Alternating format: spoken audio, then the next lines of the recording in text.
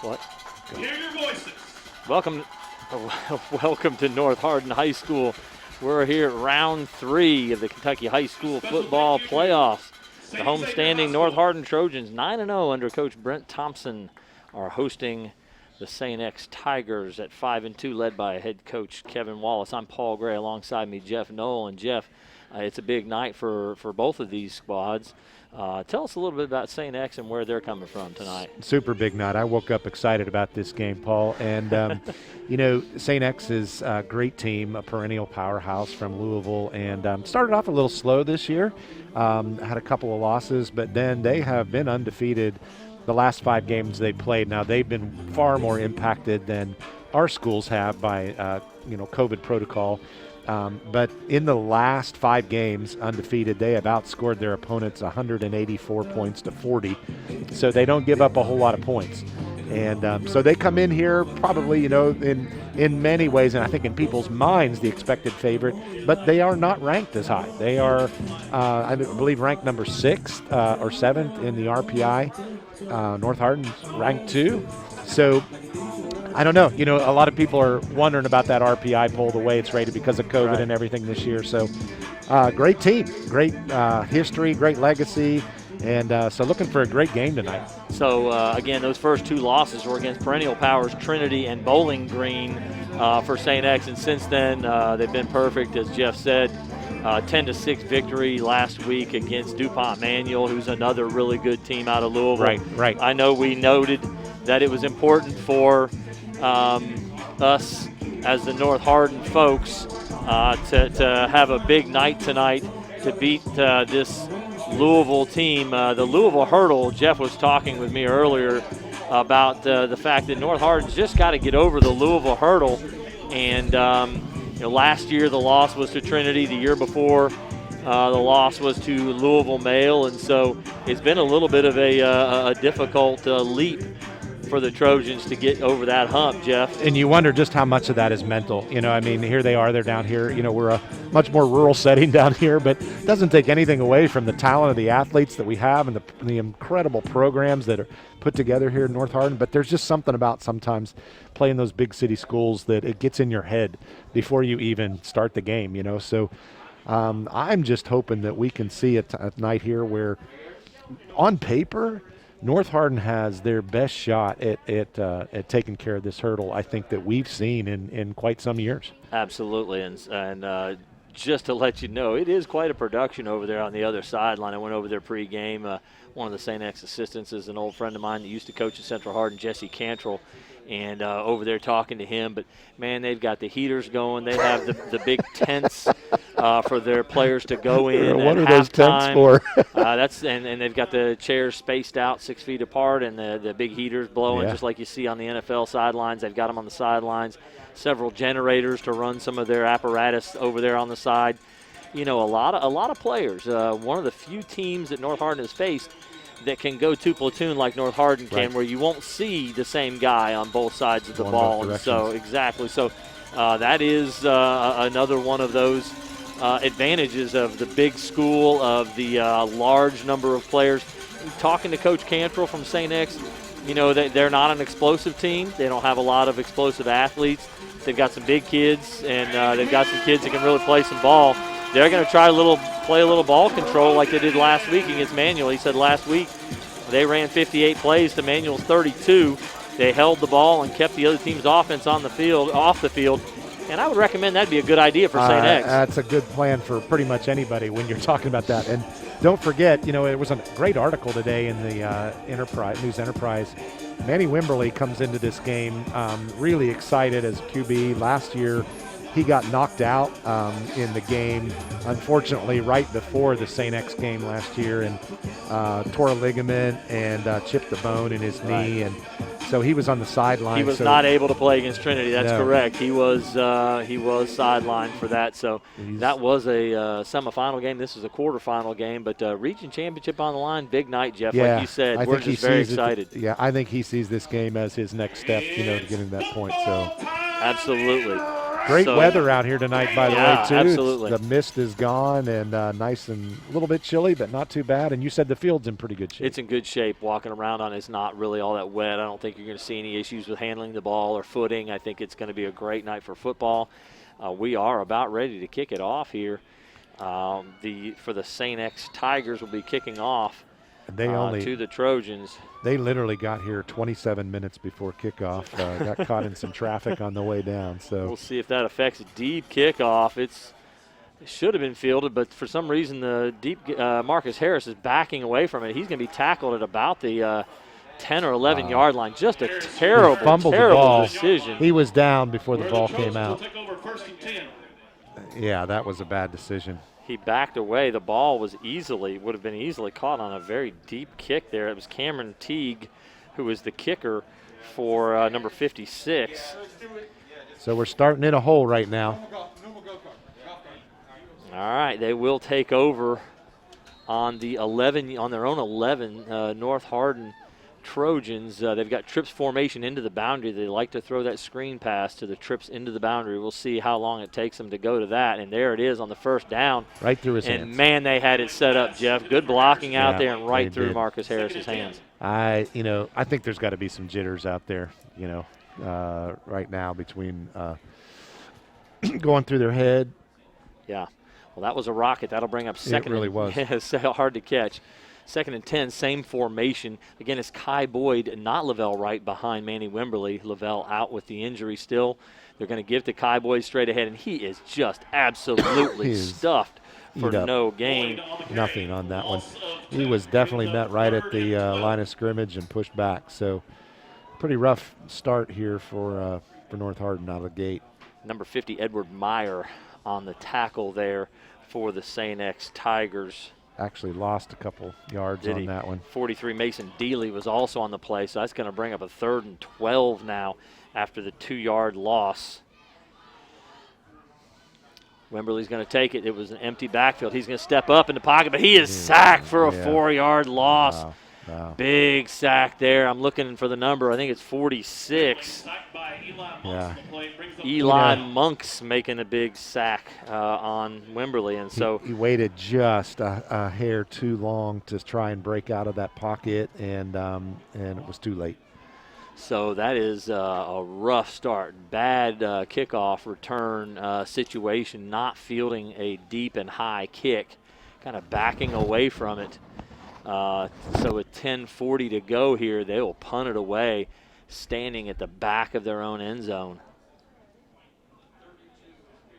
Alex White is going to kick it away. It's a high kick. It's a pretty good kick. It's going to land at about the 46-yard line and take a North Hardin bounce. Excellent punt. Alex White standing on his back end line, and St. X Tigers will take over on their own 44-yard line. Fantastic punt. Yeah, considering where he was when he kicked that ball, they got to be thankful for that. About a 51-yard effort there, Jeff. Absolutely. Really rough start for North Hardin, but hopefully they can make something out of this and end up keeping St. X off the field quickly. We'd love to see a 3-and-out on this one. So the North Hardin Trojan defense, we noted both of these defenses are their strength. Yeah. We're going to see a tight end to the right side.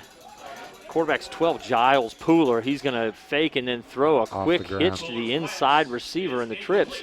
And it was thrown low, and so that is an incomplete pass. So both quarterbacks start off cold on their first throw. It's a bit of a one-hopper there, so it looks like they're either he's running in the play or are they doing a quarterback substitution? They're going to go to number 7, who is their top scorer, Makai Smith. We might see a little bit of option run. It's kind of like a wildcat, but Makai Smith has played some quarterback before. 2 backs in the backfield with him.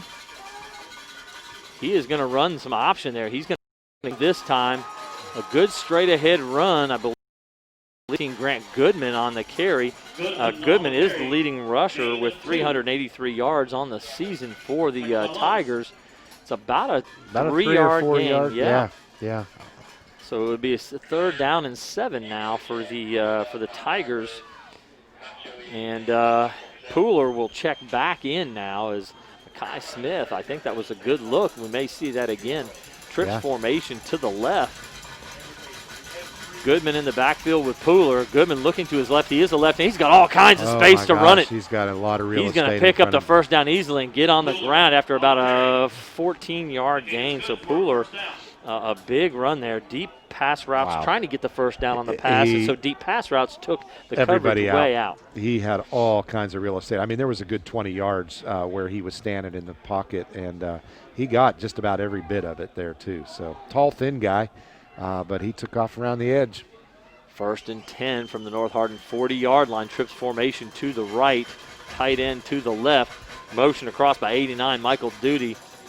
The give is to Goodman straight ahead, and he is going to pound ahead for about 4 yards. Good carry by Goodman. Absolutely. Now, again, I will tell you that Coach Cantrell, who's the offensive coordinator, told me they were going to run straight ahead at Michael Lunds. If you let Michael Lunds run sideline to sideline, he is going to run you down and make huge plays. So they're going to go at him, and we've talked about that the last couple times. It's the only way to attack this North Hardin defense. Right, just come right up the front with them. You are not getting out around the edge on them. St. X jumps off sides. Again, number 89. Again, Michael Duty jumps off sides. And so what was a 2nd down and 6 is now going to be a 2nd down and 11 after the penalty. We noted Jeff pre-game. This is a very experienced St. X team, just like North Hardin is. A lot of seniors. Yeah, 3 senior linemen and 2 junior linemen, a senior quarterback, senior running back. So this is a very experienced, mature group. This has every indication it's just going to be a pretty close game, I think, back and forth here tonight if you just look at it on paper. We've got the quarterback split out wide to the right. No, that's number 18. Sorry. And throw on the quick slant is to number 89, Michael Duddy. Looked for a moment there like they took their QB and put him out on the end. Yeah, that was number 18. Number 18. Bennett Bainline. Big pickup there. Again, Pooler completing the pass. 3rd and 5. For about a 6-yard gain. It's going to be 3rd down and 5. Number 7.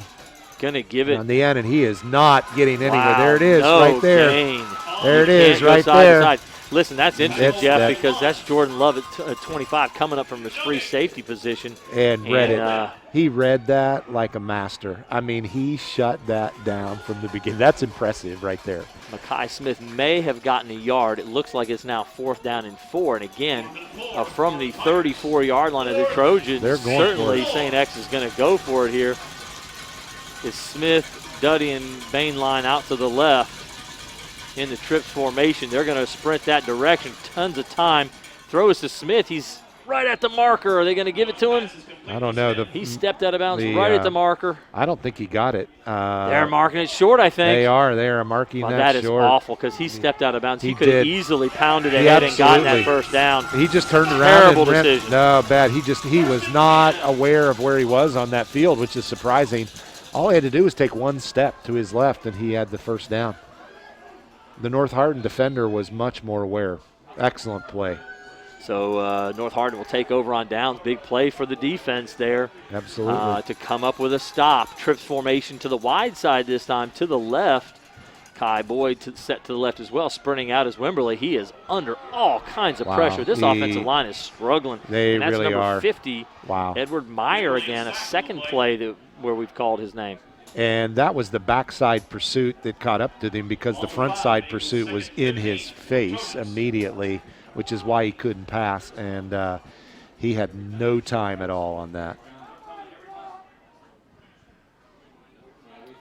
So that's 2 sacks already early in the game here for the St. X Tigers. The protection not there at this point. 3 down linemen and four linebackers. They're playing a 3-4 cover 2 deep safeties. They're rotated to the trip side. They're going away from the trip side to the single receiver side. And there was a lot of activity. That's actually Jalen Sharps, who was the intended receiver, and Jeff, he was complaining he didn't like the contact. Yeah, there was a lot of contact halfway into that route. So, Jalen Sharps has a really good case right there. Number 3, Anthony Woods was on the coverage. Actually, I thought it was pretty good coverage, but yeah. you've got to be more physical than the guy covering you. Yeah, you just do. I mean, it looks like the refs are going to let him play a little bit on that. Looks like blitz is coming. Which They're has going to back out. Been the case most of the time tonight. One receiver side, we might see blitz coming from that side as well here. The snap, blitz coming straight ahead up the middle. They're looking to throw the screen. Wimberly escapes one, and he is sacked for about a 20-yard loss. That was just an awful situation in play. You know, Manny is not used to having some outside linebackers that are as big as him coming in after him. And those are some big dudes right there, so they got a hold of him and pulled him down. They are fast. Their secondary linemen are fast. An 11-yard loss, so the third sack early. We were 5:55 to go here in the first quarter, and they were trying to throw a screen over the middle, but it was totally covered up, and Manny had nowhere to go with the ball and nothing to do. So an easy sack for the Tigers. North Hardin has to be in overall negative yardage. Oh, big time. Oh, my gosh. What White has killed another one. Oh, he dropped it. He dropped it on the ground. Oh, my gosh. On it. Woo! He was running sideways, and that punt also, it was a spiral. It was not an end over end, which you and I both know is a lot harder to catch on a punt. And it went right through his hands.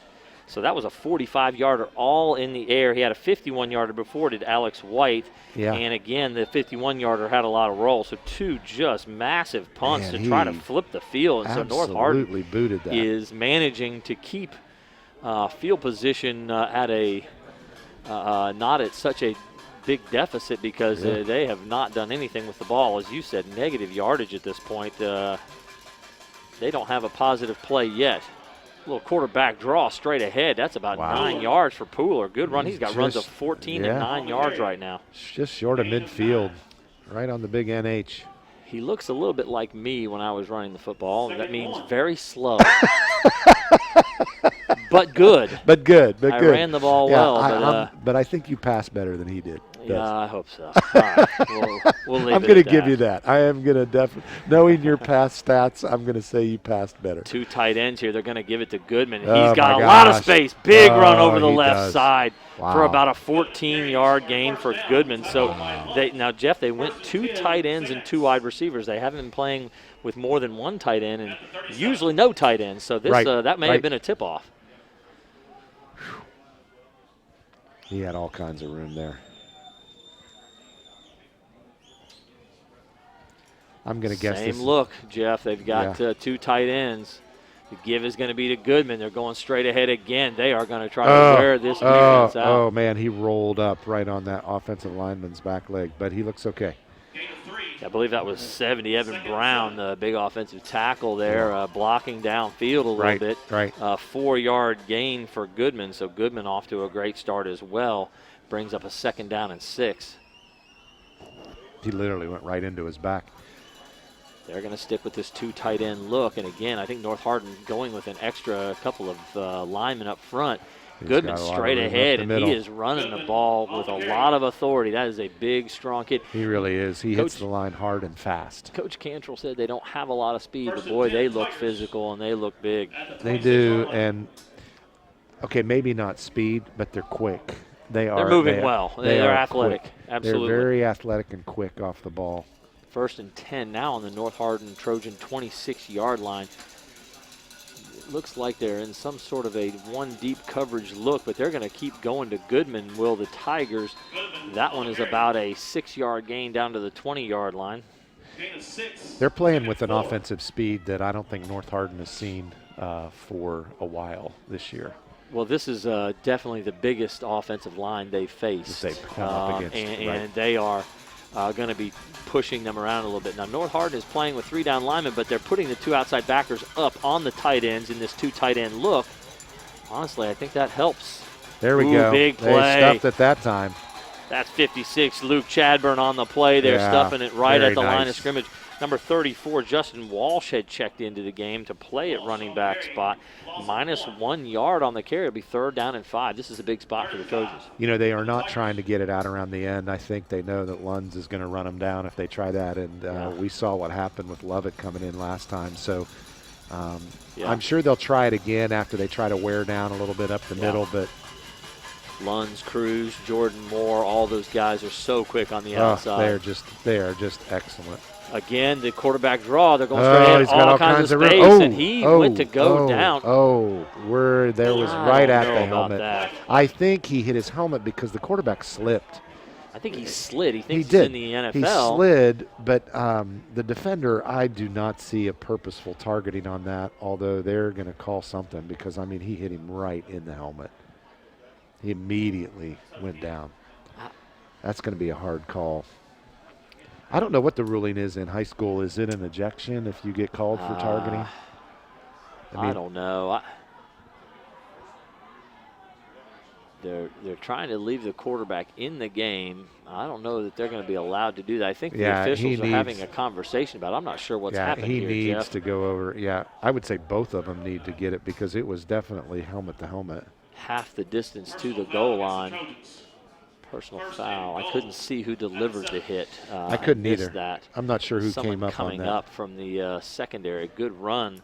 Yeah, it was a great tackle. He was just trying to, quarterback went down and he got him.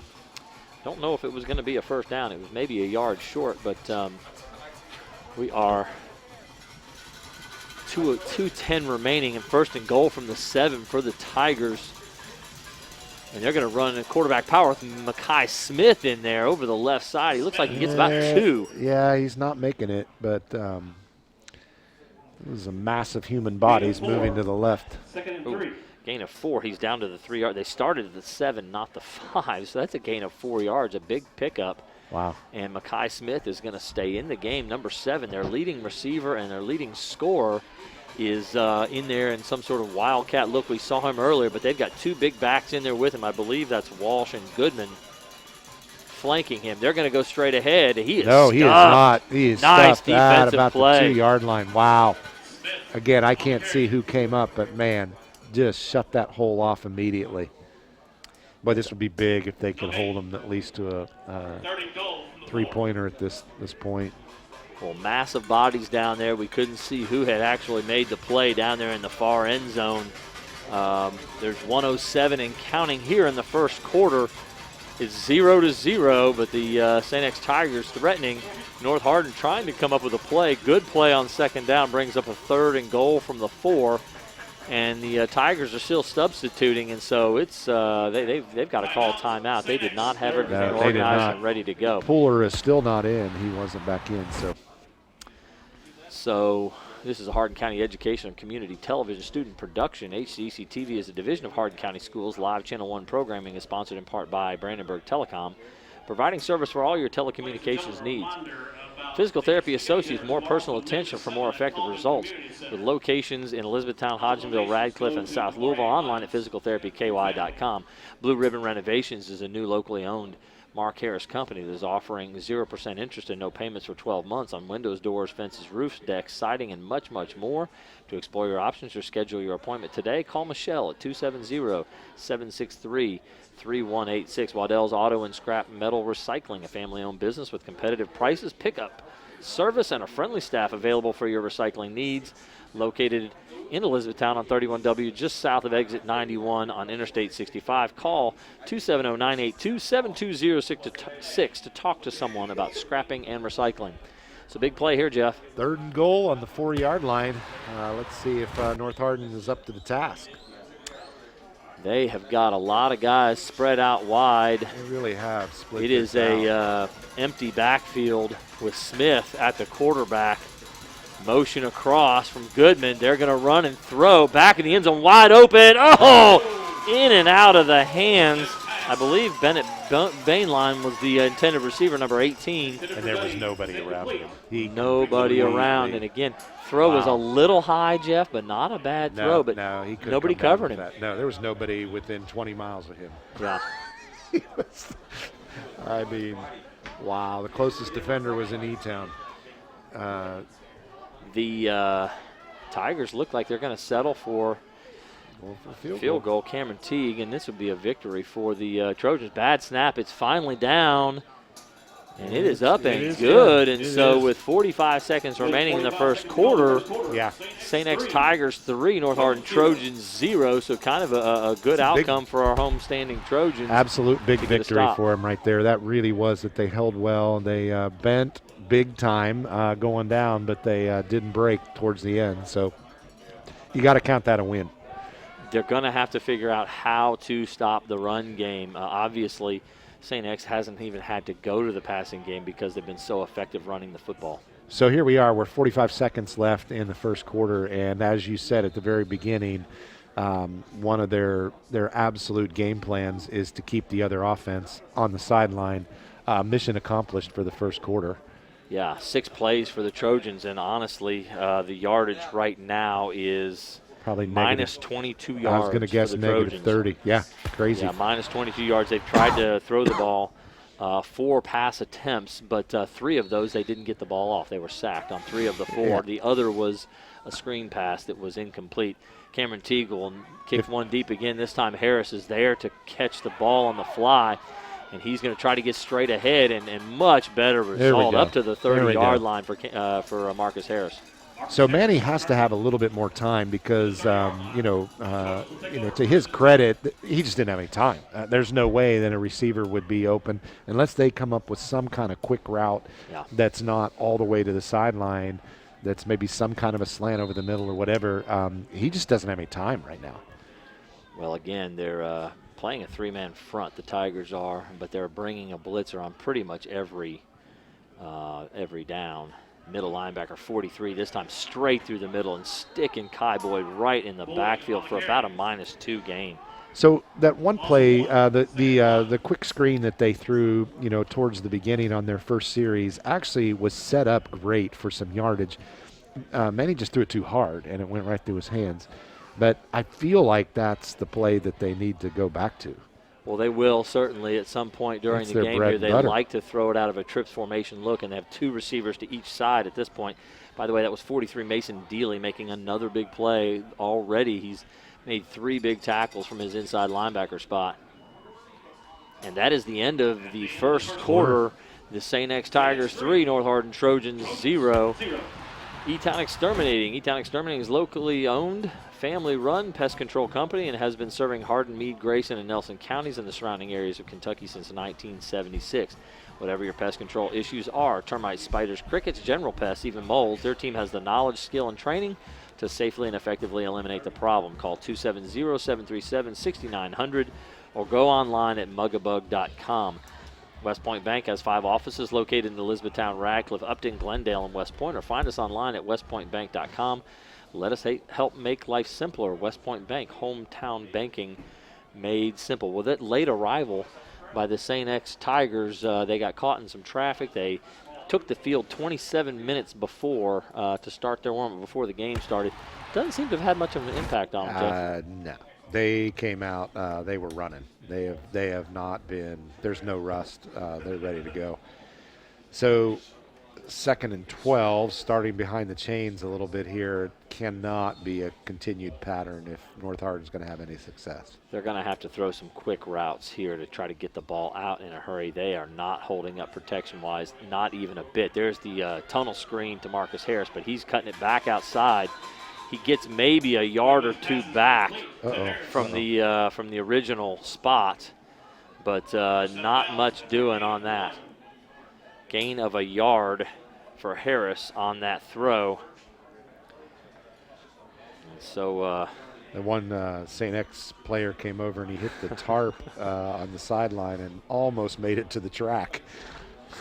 3rd and 11, ball on their own 29-yard line from the right hash. 3-man front. Don't see a blitzer coming. It looks like they may play coverage here on 3rd and long. They're moving in and out. They're showing blitz and then not showing blitz. I'm sure Manny might be a little confused to where it's coming from. They are going to bring a blitzer. Manny trying to step up, but there's nowhere to step up to. There's no protection whatsoever. Nothing. Another sack. This time a 2nd sack for number 50, Edward Meyer.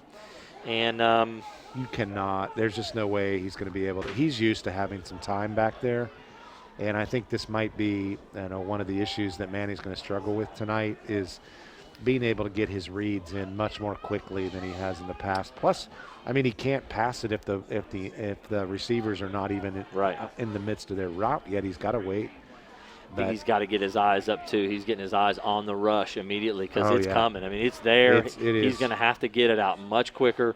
They're going to have to run some quicker routes so he can throw the football because they are not protecting a bit. This time a low kick by Alex White. He barely got it off. It might have been semi-blocked. I mean, they had a defender in there that he was right on top of the punter. So that time just a 30-yard punt for Alex White, the first two of 51 and 45. So not a bad punt. The ball is St. X will take over on their own 49. So we don't have a first down yet, right? No, in fact, another loss of 10 there on that last sack for Wimberley. He's been sacked 4 times here now in the first 13 minutes of this ball game. So the up front rushers and blitzers for St. X are just whipping the guys up front for North Hardin. So that is got to be a big concern. There's got to be some sort of meetings going on down here to figure out how they can protect and give him a chance.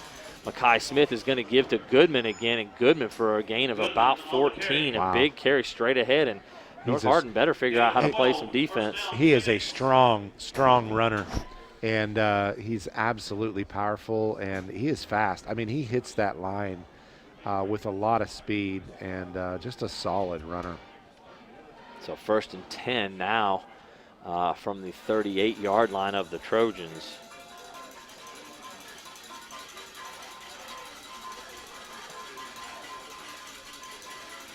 Give again straight ahead.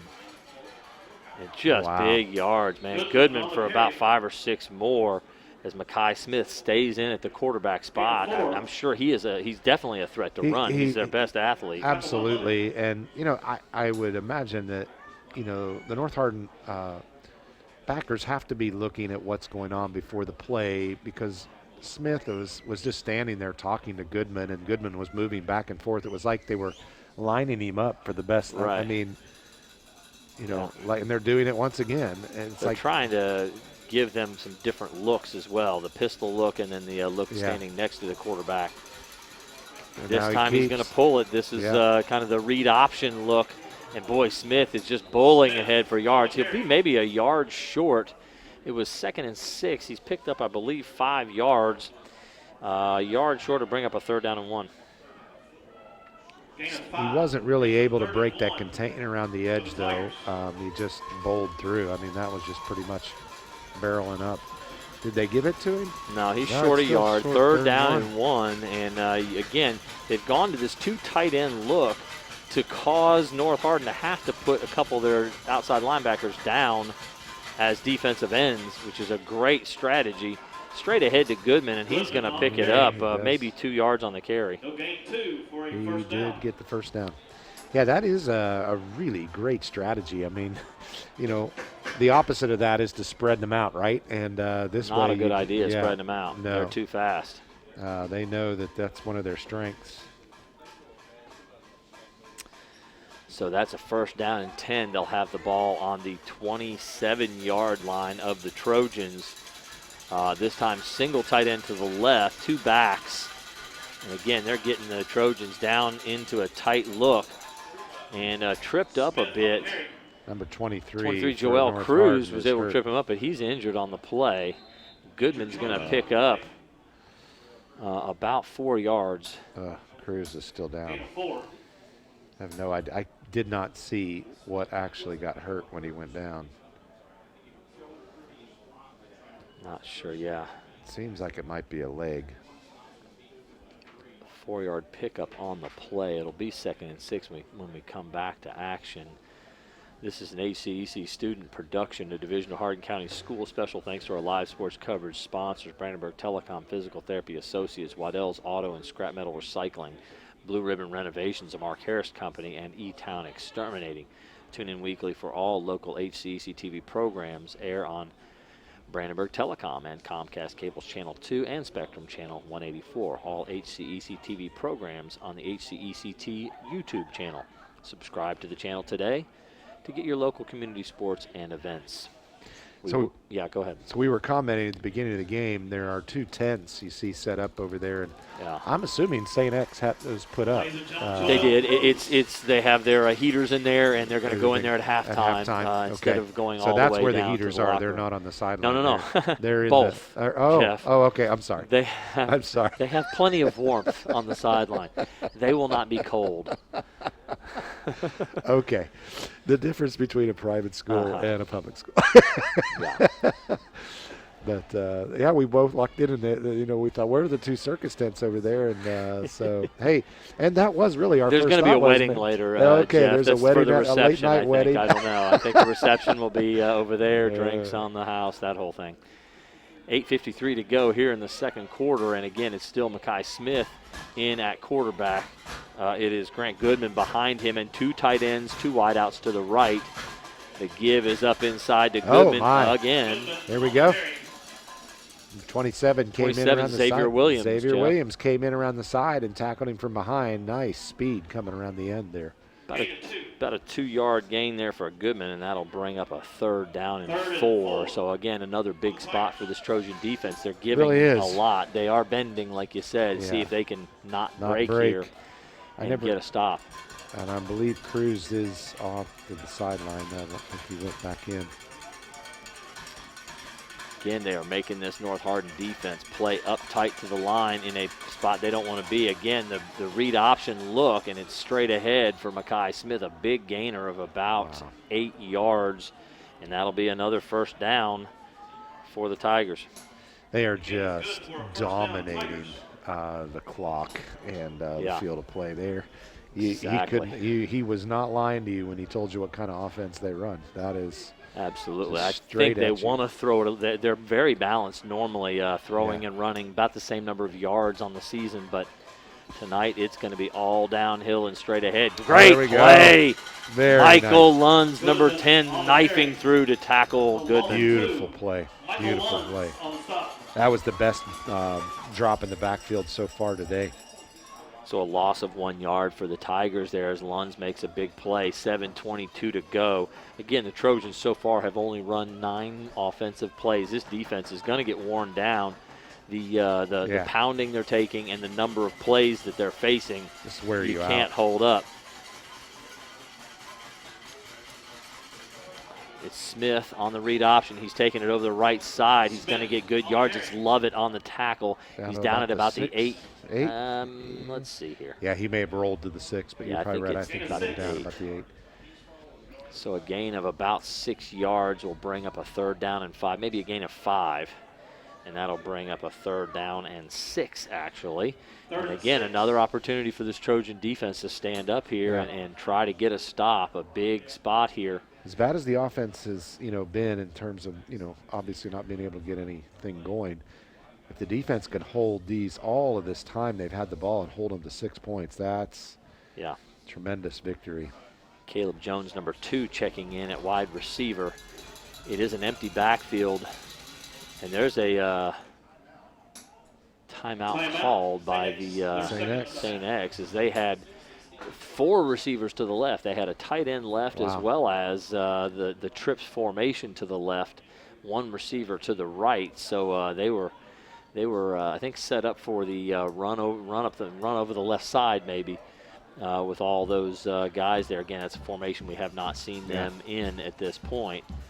Well, 6:16 to go here, Jeff, and a pivotal point in the game. Boy, this thing's flying by when you see a team run the football this much. It just goes quick. It really is, and I'm noticing down on the sidelines we've got Manny Wimberly throwing with Jalen Sharps, and we remember last week when we saw Jalen throwing the ball on the sidelines, they did bring him in. Maybe they're just going to look for some answers. Jalen might be a little quicker in terms of escaping. I don't know what they're thinking or if that's even the case, if they're just keeping him warm. I really think it's just Manny staying warm. And again, Jalen is one of his key receiving targets, and so he's going to throw with Jalen there. I don't think you make a switch. It's certainly not on Manny Wimberly. He can't. No, he doesn't have any time. There's nothing he can do now. They're going to have to protect better. They're going to have to figure out a way to get more guys in protection. Or do a better job with assignments in order to do it. Here we go, 3rd and 6. Trojans deep, backs against the wall. Motion across, fake. straight ahead. Smith with a first down inside the 5 to the 2. It's going to be 1st and goal from the 2. Wow, he got every bit of that. So about an 8-yard gain for Smith, straight ahead. There was motion coming across. I believe that was 18 Bennett Bainline coming across in the motion, and the fake on the jet sweep and the run straight ahead. Again, everything is straight ahead. They are not going side to side. They know better than to do that. Yeah. We've got trips formation to the left, the big back with Mekhi Smith. In the backfield is Goodman. Smith straight ahead. Touchdown! No touch. For the Tigers. Yeah, no touch. And again, the read option is keeping straight ahead. And when they do that play action and the motion on the side, North Hardin wants it to be a run out around the edge. And so they're just almost baiting them for that, and then boom, right up the middle. Time after time. Well, there is no chance. Again, we talked pregame, and it's Teague on to for the extra point. Hold us down, and it's up, and it is good. And he's a good kicker. He really is. So with 5:43 to go here in the second quarter, St. X 10, Trojans 0, and St. X is doing everything they wanted to do. Controlling the football, running the football, going straight ahead, downhill. And we talked pregame, you and I did, about that offensive line, how big those kids look. Number 70, Evan Brown, 75, Jackson McDonald. Right. 63, Blaine Probus, 51, Tucker Grieve, and 69, Blaine Donlin. Those guys are just winning the night right now. They totally are. And, they are winning. You hear that phrase a lot. They are winning in every phase of the game. They're controlling. They're in control. There's nothing that they're not controlling right now. Everything that's happening is because St. X wants it to happen. And somehow or other, North Hardin has got to figure out how to break that. And it's going to start with offense. Sometimes you say it's got to be with defense. I think at this point in time, the best thing that has to happen to this defense is to be able to sit on the side and catch a breath right now, because they have just been killing it out there tonight. Teague knocks it down to the 10-yard line. It is fielded there, straight ahead, but no room at all. Nothing. Looks like he made it out to about the 25 with forward progress. Yeah, they are going to give it to him there. So, Coach, is this where you start turning to a different plan? Is there something you can do? Obviously, you got who you've got on your front line. And they are. I feel like you got to bring a. They won't, but you really need to bring one of your slot receivers in on the side to protect a little more. Maybe go with more of a max protection look. Here comes the blitz and a man look. They're going to throw the screen out to the side to Marcus Harris. And he will pick up about 5. So. Yeah, and he got it off fast. He was a much more quick release on that ball. So. That's about the only hope that they're going to have to get something rolling, and hopefully then that'll loosen up something on the inside. Well, they marked him out of bounds a little before I thought he went out, so it's going to be second down and about 7 from the 28-yard line. It is Jalen Sharps at quarterback. He's going to throw it out to Harris again on the screen. Harris makes one-man miss. He'll pick up about 2 more, actually 3 more yards, and so Sharps now throwing the passes. You are correct that is in fact what they were looking to do there. So 2 throws in a row to Marcus Harris for 3 yards and 3 yards on the screens. And again, that's maybe all they have time for, but eventually St. X is going to jump those routes. Brings up a 3rd down and 4. This is a big down for North Hardin. The fake to Kai Boyd, Sharp straight ahead. He's going to pick it up. He got the first down. Good run. 5-yard run by Jalen Sharp to pick up the first down. And so they get going straight ahead and are able to make a first down here with 5:10 to go now in the second quarter. They picked up their first down, and they've got to sustain something here. They need points. They need to possess the ball. He's still on the sideline over here.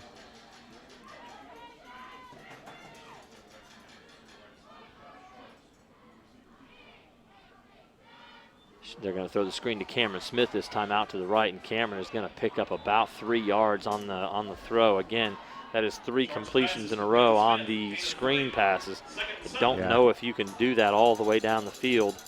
No. And get if they get could a score out of do some kind of an option to fake that screen and then drop it off to Kai Boyd, and break it up through the middle.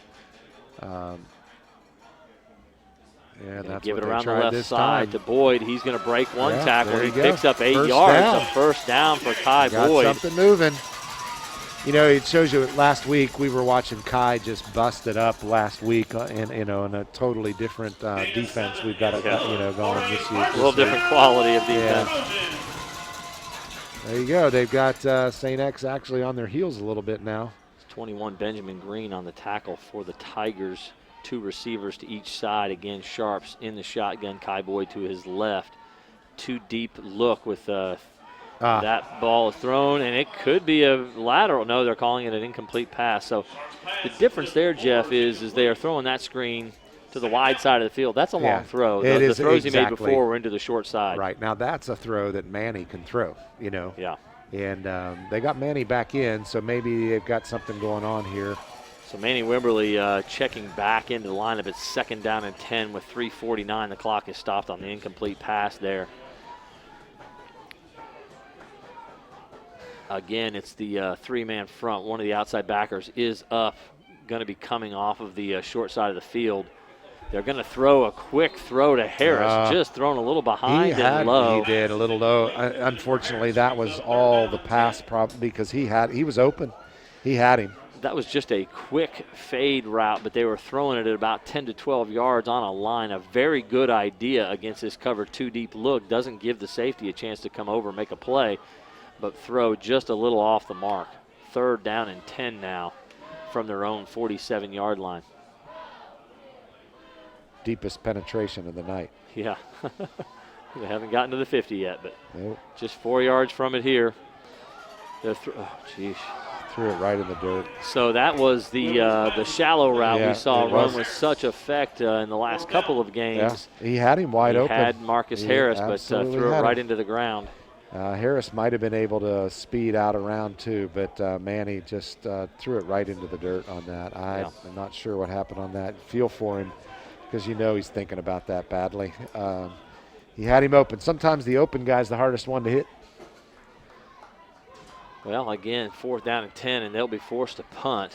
Back deep is Makai Smith for the Tigers. Alex White, who's been pretty solid back punting the football for the Trojans. 3:41 to go in the half. And he gets another good boot away. Beautiful kick. Oh, my gosh. The ball is loose. And he's got it. Up. He's in. No, it's going to be spotted, but North Hardin, you cannot. You can't advance the ball. Can't advance the fumble, the muffed punt.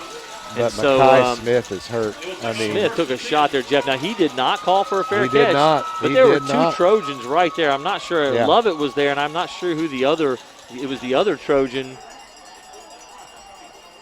Yeah, I did not see a signal for a fair catch. I did not see the signal for the fair catch either, and obviously the Trojans didn't, and more importantly, the refs didn't see it either. I saw Lovett down there. I don't know. He was not the one that made the hit, but the hit came right as the ball hit the chest of Makai Smith, and it was perfectly timed and causes the muff punt. And so now the Trojans will take over on the St. X 17-yard line. They're still running somebody St. X is trying to figure out. They have no inside linebackers right now. I don't know. Run the ball straight downhill. They're going to try to throw the fade route to Sharps. He's going to go up, catches it. That is a touchdown. That is a touchdown, North Hardin. 17 yards from Wimberly. Woo! Jalen Sharps, and so a big play for the Trojans. They turn the turnover into quick points, and Caden Logston will be on to went up. Man, 50-50 ball. He went up and got it. That's called a combat catch. It was interesting because he stood still for a good second waiting for that ball. He absolutely did. And just went up and out jumped, again, Jalen Sharps, who's a basketball player, a very accomplished basketball player for North Hardin's team, a three-point gunner. Oh, unfortunately, the extra point is blocked.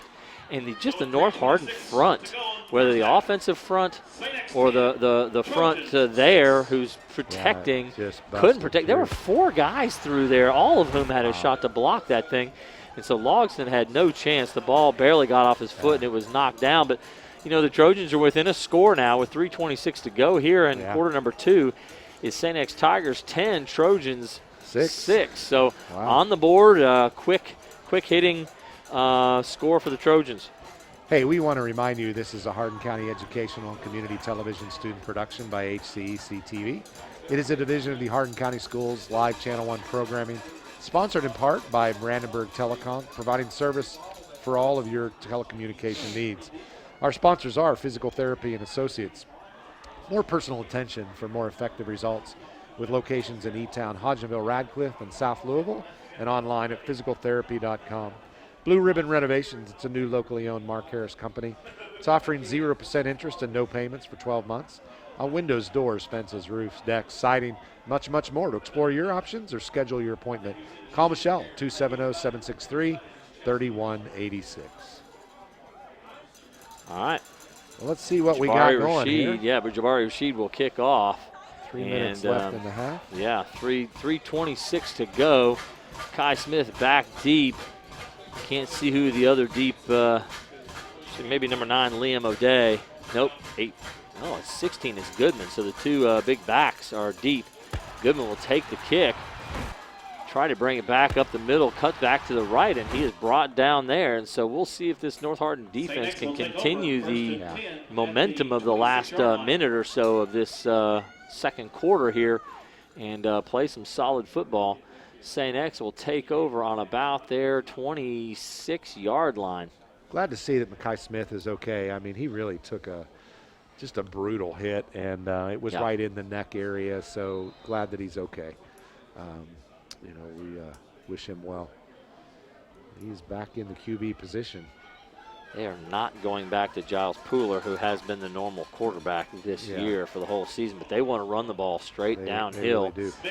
Lunds flying in the backfield, unable to make the play, but Smith will, on the read options, get about 2 yards. I'm going to assume that they're putting Pooler in concussion protocol based on the way he was hit. That's a total possibility. He did take a big shot there, and I didn't even think about that. I thought he'd be back on the field because he got up and walked off, but you may be right. He may be suffering some ill effects there. He was down. I mean, it was an immediate head down hit. So Goodman straight ahead, and he's going to pick up about 6. Bring up a 3rd and short. It's just a brutal way to have to play defense when they are just pushing it right down your throat and picking up 4, 5, 6. I mean, there is nothing that wears. This North Hardin front has never been a big front. They're a smaller front. They've gone to a 3-man front instead of the 4-man front they had last year, playing smaller outside linebackers, in fact. Yeah. Joel Cruz and Xavier Williams, and they're going straight ahead, this time on the counter trap there, and it's about a 4-yard gain for a first down. And the other dynamic that happens at the same time with an effective run game is you're wearing out that defensive front line.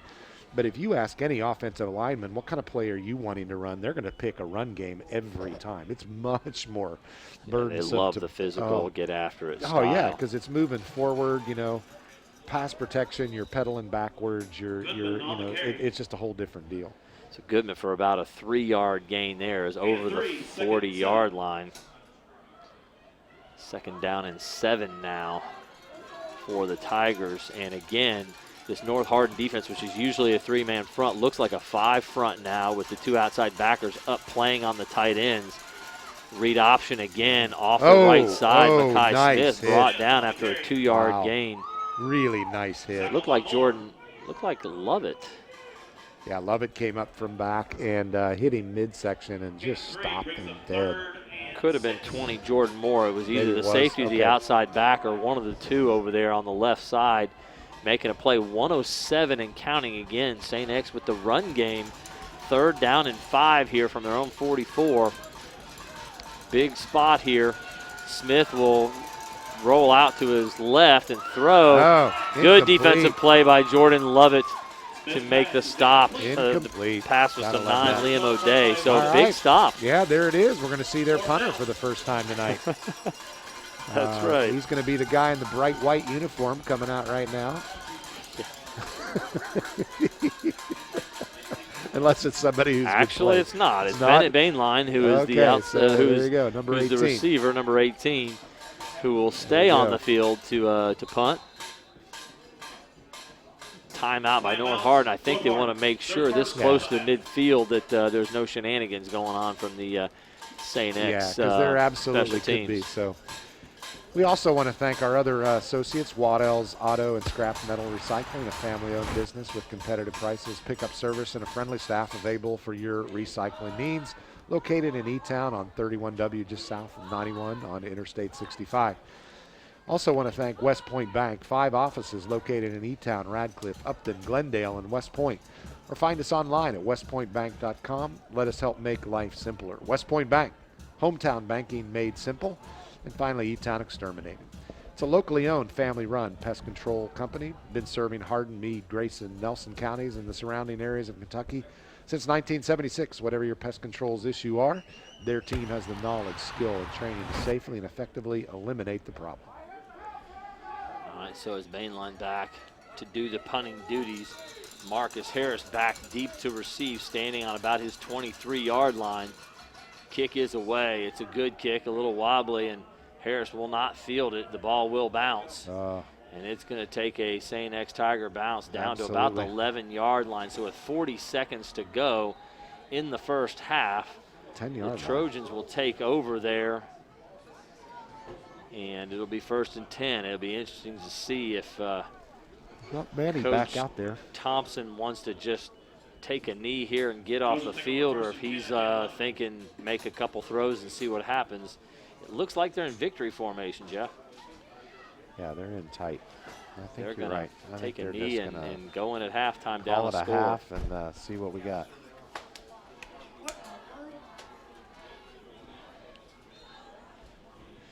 Well, given everything that we've seen happening in this half, I mean, 6-10, it could be a lot uglier on the scoreboard. That scoreboard does not reflect what happened on the field. Total control, except for that one drive that North Hardin had, and then the special teams. And we didn't say it earlier. Turnover. Yeah, absolutely. Yeah, big turnover. Special teams. So, at halftime, we will go in now. St. X going to the tent, to the big top, to the circus. Yes. And North Hardin will go into the locker room. It is a St. X Tigers 10, North Hardin Trojans 6, and the Trojans coaching staff will go in and try to figure out how to get things turned around here for half number 2. We'll be back in 15 minutes to cover the Trojans in their attempt to win this region championship title tonight. We'll be back.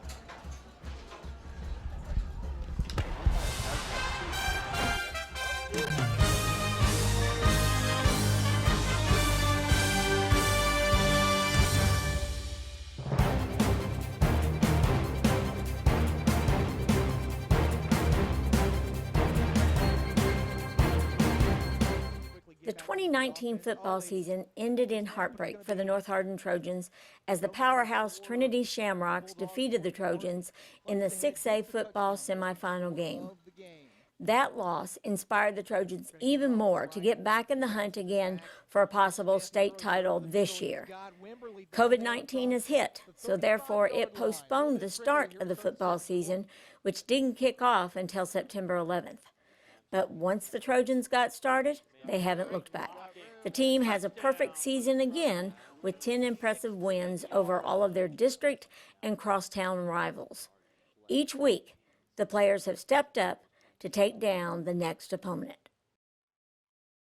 Quick shallow route to Marcus Harris. He's got all kind of space. He's going to pick it up. He's going to get in the end zone. Touchdown, Marcus Harris and North Hardin Trojans. Last week, we won the district championship against Meade County. It was a game where kind of played it slow at the half. It was 7-0. Then in the second half, we were able to put some points on the board and extend our lead, and then end up with a 36-7 win. That's going to be 6 points. Touchdown, Trojans. Marcus Harris. Beautiful. Absolutely good throw and catch. And this week coming up, we'll have St. Xavier High School coming in, who is a traditional powerhouse in the 6A football here in Kentucky. They have a tremendous amount of tradition, and we will have a kickoff at 7:30 here at North Hardin when the fans attend with the COVID restrictions. Masks will be required. Players are spaced out. We're only allowed to dress a certain number. There are times when we have to sanitize the footballs in between plays and stuff like that. But it's definitely limited attendances there. But also you get the biggest thing, which is allowing the kids to play the game.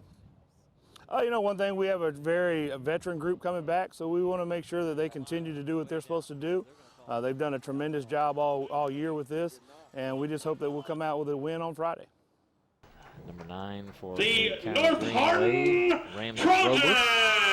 And the North Hardin Trojans are now receiving from their athletic director the district championship trophy.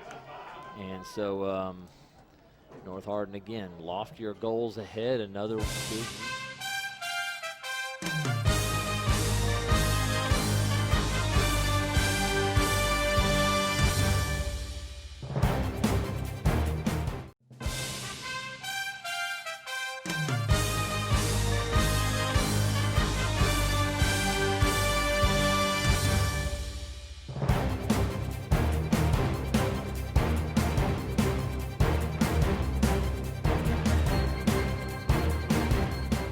The Hardin football team finds itself in familiar territory this week in the quarterfinal round of the 4A football tournament.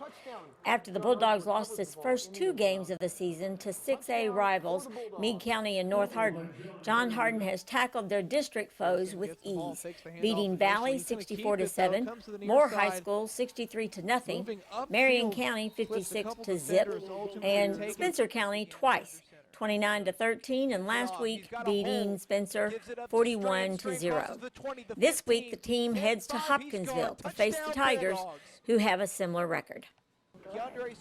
Well, the game against Spencer County, I thought our kids played really well considering we hadn't played in a month in particular.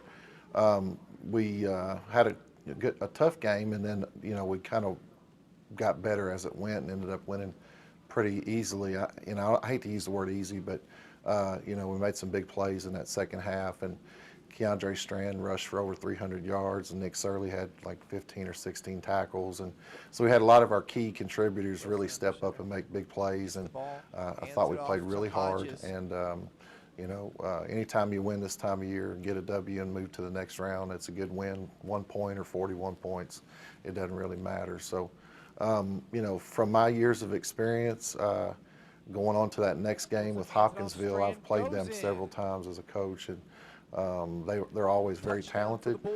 They've got size and speed, and if I had to compare them to someone that you might be familiar with, you could say comparable to North Hardin. They don't have any SEC players offered or anything like that I'm aware of, but they've got a lot of tools. They'll be a big challenge for us. We got to go down there. It's a 2-hour ride. But I do expect our guys will play well. They've answered the challenges all year long with all of the challenges, the obvious ones that we all know about. And getting to play 2 weeks in a row is going to be really important, and I think an asset for us. And our kids seem to get better each time we get to play. So I'm confident, not overconfident, but I think it'll be a tough game that we can win. We'll have to play well on both sides of the football, and particularly we've got to defend a couple of receivers that are awfully good, and offensive line can play well and move some people out of there. I think we got a great chance to win. And is he in? Touchdown is the signal from the official. From my experience, of course, as a coach, I don't have a lot to do with what's going on as people enter the stadium, but I do know, the things you would expect socially, a limited amount of seats, wearing your mask, social distancing, all those kinds of things. It's been a real challenge for us to be able to coach the game and then follow the guidelines we start real simple by checking temperature each day and sanitizing hands and cleaning equipment every day, and it is a lot of work. It's been well worth it to get to play, and our kids, there's a lot of pressure on them to follow those guidelines when they're not on the field with us, and that's probably the biggest challenge, because it's really easy to walk out of here and feel like, okay, now I can take this mask off and I can kind of be myself. And so that's a big challenge, and then we just had a holiday, and all these things are major challenges, especially for teenagers. And I got to applaud our kids, and I'm sure most coaches feel that way, that They've done so many things that a normal year group of kids would never even consider having to do, and our guys have done a real good job with it. Of course, we always wish our kids luck, and I always tell our guys, we're going to win and lose with class regardless. Play the game clean, and let's go down to Hopkinsville and play our best football game this season, and do the things we work on in practice, and we'll be fine. And let's have a lot of fun, hopefully, and get that next big trophy and next big win, and try to get to the state. Just breaks the tackle, goes to the 30, the 20. He's gone, folks. Touchdown, Bulldogs. John Hardin, after not seeing the field, competitive action against another team for almost a month. You got to remember, last time they played a game was October 30th against this Spencer County team on the road. That was the last time they played. So after not seeing the field for almost a month, they come out and blow out that same Spencer County team 41-0 on their home field. As you can see, the Bulldogs there celebrating in midfield this district title. Obviously very special. First year John Hardin coach Doug Preston.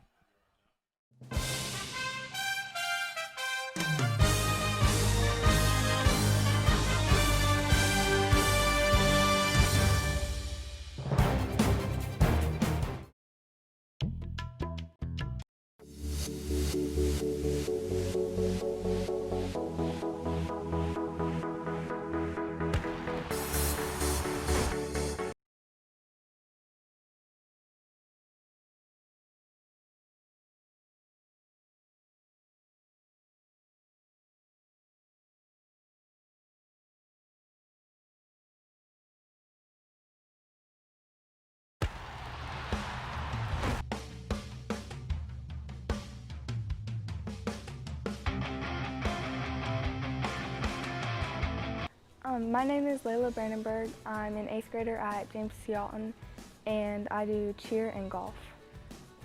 For golf, I play JV, and I started this year. My stepdad has always wanted me to play, but I never really started until this year. And then for cheer, I've been doing it since 6th grade, and I'm a back spot, which means I catch the girls in the backs. But the previous years, I've been bases, but I just got tall over the years, so. Yeah, I did gymnastics off and on, but I would always quit during the summer because I used to play rec league softball, and so I just don't really do it that much anymore. For some of the skills I have as a cheerleader are, I don't personally have that much tumbling. I have a round off and stuff and a front walkover, but to do it you should probably have a back handspring and stuff like that.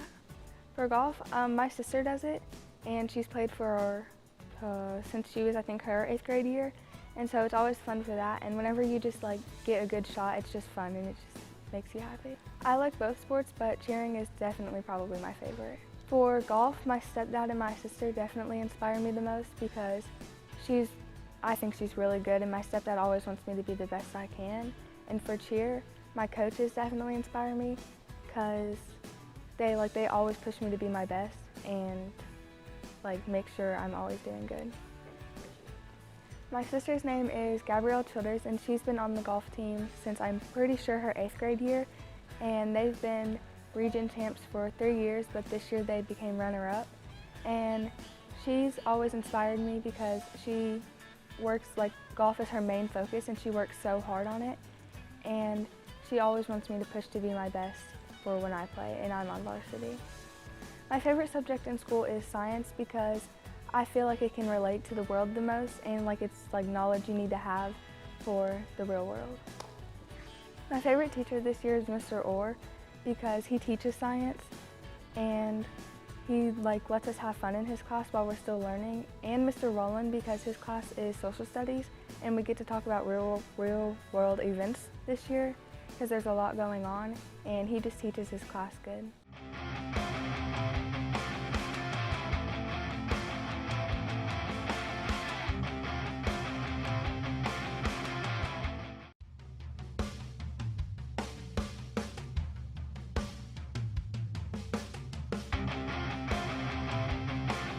I'm Mallory Matthews, and I'm in 8th grade, and I do James T. Alton cheer, and I play tennis and golf for North Hardin.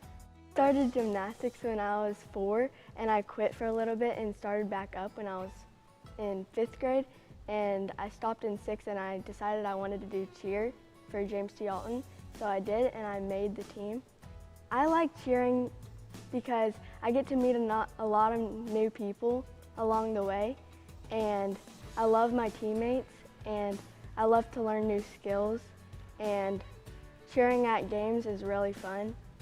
Some of the skills I have are my back handspring, front walkover, and back walkover. So I started tennis when I was about 6 years old, and I went to summer tennis camps, and when I was in about 5th grade, I started doing like leagues and stuff for tennis, and in 6th grade I started, not 6th grade, 7th grade, I did tennis for North Hardin. What I like most about tennis is so I can meet a bunch of people in other grade levels above me, and they're really nice and really fun to play with, and it's just a fun sport overall. When I was 8, I got golf lessons, and I just quit for a little bit, and I wanted to start it up again, and a bunch of people in my neighborhood inspired me to do it again, so I just started it again. My game has changed by having a lot of help by other people, and a bunch of my teammates helped me, and my coach has helped me, and I've just gotten better along the way.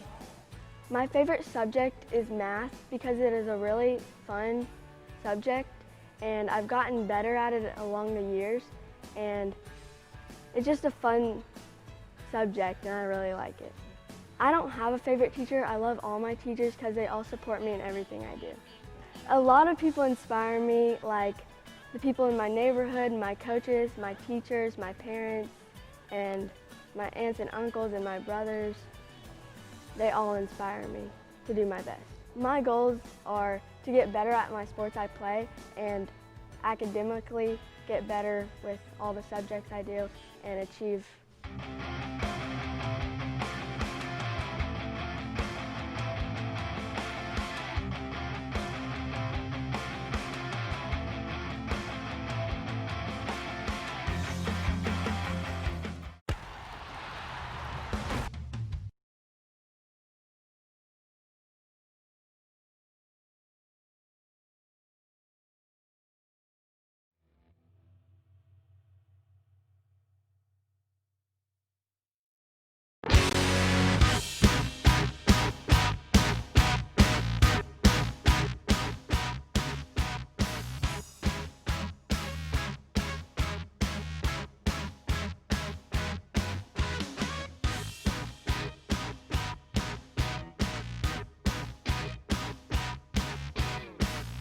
Tape up.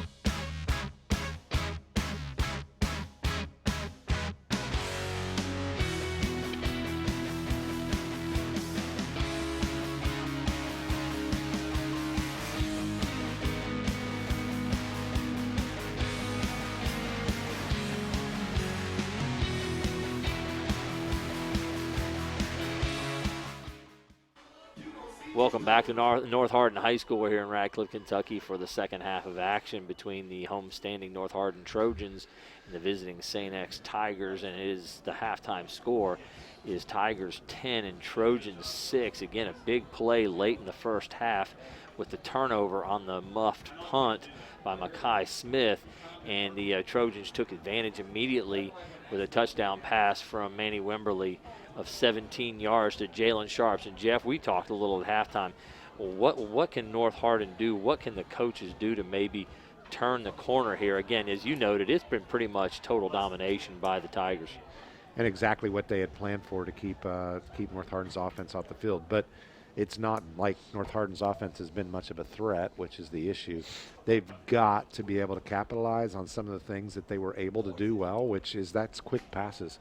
Manny does not have time back there, and if they can't figure out a way to give him a little bit more time, because when he's under pressure, he doesn't pass well. And on a couple of occasions where you did have some well-run routes and open receivers, He threw it right into the dirt. He looked a little shell-shocked on those, like the pressure, even though he didn't have it on those plays, the pressure he felt on the other plays. Again, the St. X Tigers have 4 sacks to this point. And again, just a few stats here, halftime statistics. The North Hardin Trojans have 7 rushes for minus 26 yards. They are 5 of 10 throwing the ball for 27 passing yards, so a total of 1 yard of offense for the Trojans at this point. And if you notice, just 17 offensive plays. While on the other side, 24 rushes for 111 yards for the St. X Tigers. Grant Goodman with 14 carries for 72 yards. Makai Smith, 10 carries, 39 yards. Giles Pooler, who is the starting quarterback for the Tigers, we have confirmed he is out with a concussion, at least suspecting that there's a concussion. And the passing for the Tigers, 2 for 4 for only 11 passing yards. So they have not been the balanced attack we thought, but they haven't needed to be. They've controlled the game with the run. So again, they have run 28 plays to the Trojans 17 plays, and it's quite a big difference. So, you know, you think about the scoring of St. X in the past 5 games, they put up some serious points on the board. So the one positive, I guess, that, you know, North Hardin can come out of this is they've held them to 10 points. And they have had a couple of stands, you know, down deep in the red zone. So at least it's a manageable score right now. But you have a whole half of football left, so, you know, a defense cannot maintain for a whole second half what they have to put up with. And St. X has run the football very effectively, very efficiently. North Hardin has not really been able to stop the run. They've made a couple of plays to hold St. X to a field goal on one drive. They gave up a touchdown on another drive. So, you know, they've made a couple of plays here and there on the defensive side, but they're just getting manhandled up front. Totally. And they're going to have to figure out something to play a little differently on the interior to keep that from happening. They just haven't played a team with this talent and this ability. This is a completely different class of team they're up against. The Belfry win, which was a huge win against a top team in the state, but Belfry being I don't know if they're 2 or 3A school, is not what this 6A powerhouse St. X has. And we noted pregame, St. X doesn't have any superstars on this team, but what they have is probably about 50 really good football players. Yeah, they really do. There's everywhere. There's not a weakness out there. There really isn't. Again, they may lack the punch and the firepower that maybe someone like Trinity would have, but they've got really good football players at every position. Yes. So, and that's what North Hardin has not faced. They've faced teams that have weaknesses here and there and everywhere, and holes that they have been able to exploit. There are no holes here. They're going to have to earn this thing. The kick is away. Jabari Rashid kicks that deep, and it's bouncing around. Picked up, it looks like it's Goodman. A good tackle downfield, tackled at about the 22-yard line. So to your point about being well-balanced, this game is an absolute proof of the fact that your linemen are the ones who win the game for you. You can have average skill players. You really can't. You can have good, solid skill players who do their stuff, but they don't have to be, you know, over the top. But if you have a good line who controls that and opens holes, you're moving the ball all night long. You've got to have that win up front. That is where it's and they have had that win up front in a lot of cases, but they are not having that win right now up front. And we'll see what can happen. Kai Smith on a little delayed draw. Oh, good stick there and tackle. Jordan Lovett coming up from his safety position to make a big play. 2-yard gain for Smith. Yeah, he read it well and came out around the side, and it looked like he had it open, but Smith came out. Gain of 2. Jordan Lovett, came out and stopped it. So ball is on the 25-yard line now, 2nd down and 8. We've just started quarter number 3 here in this region championship game. The Tigers again have lost their starting quarterback, Giles Pooler, but it's Makai Smith who can really run the football. Receivers to each side, 2. Give straight ahead to Goodman. He's bowling his way for a couple more yards and a good tackle. You know, they and they have lost Pooler, but from our vantage point, they haven't lost anything in terms of their ability to be able to move the ball. Gain of 2. 2-yard gain for Goodman, and on the tackle, that's I believe that was Jordan Moore. number 20, making the play from his outside linebacker spot. Big down, 3rd and 6 from the 27, trips formation to the right. Sprinting out to the right. Smith is looking to throw, but he's got space. He's got all kinds of room. Big first down carry, about an 11-yard gain for Smith. And that's the advantage I think you have that they don't have with Pooler. I don't know that Pooler has the ability. Pooler can run, as we saw that, but it was a much more wide open space when he ran for that kind of yardage. I didn't even count the Pooler rushes in my stats there. He had 3 carries for 27 yards as well. So add that on to what I had noted before for the halftime statistics. Yeah. He was only in for the first quarter. 1st and 10 from about the 39-yard line. Again, that is the read option. And Smith, a lot of space, a lot of speed.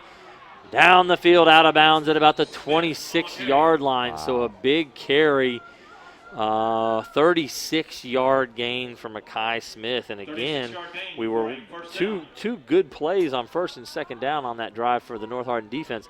But, you know, they've got hands on hips. They look tired coming out into this second half. That's what concerns you when the other team has 27 rushes in the first half, that your defense is going to get worn down. Makai Smith is an exceptional athlete. 1st and 10 now from the 26. Give to Goodman straight ahead. Wow, big hole straight ahead, about 9 to 10 yards there. Big number 70, Evan Bryan, had pulled and was leading the way up through the hole. It's going to be just short of the first down, a 9-yard gain by Goodman. Gain of 8, 2nd and 2.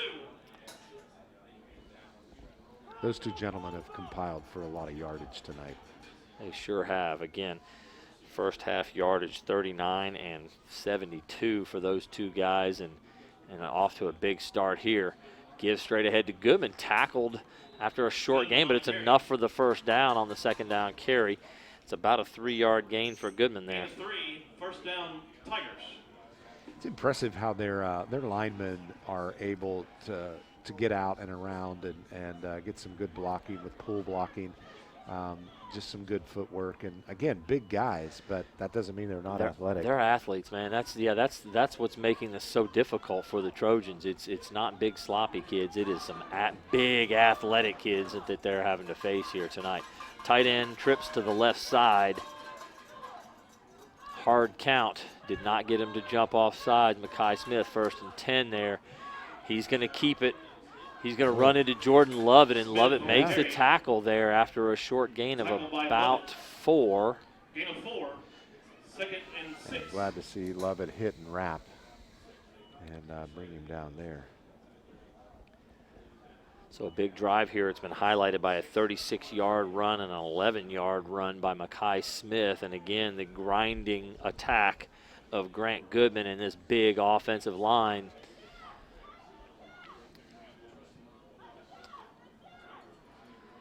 Again, only a few pass attempts, only 4 pass attempts on the evening for the St. X Tigers.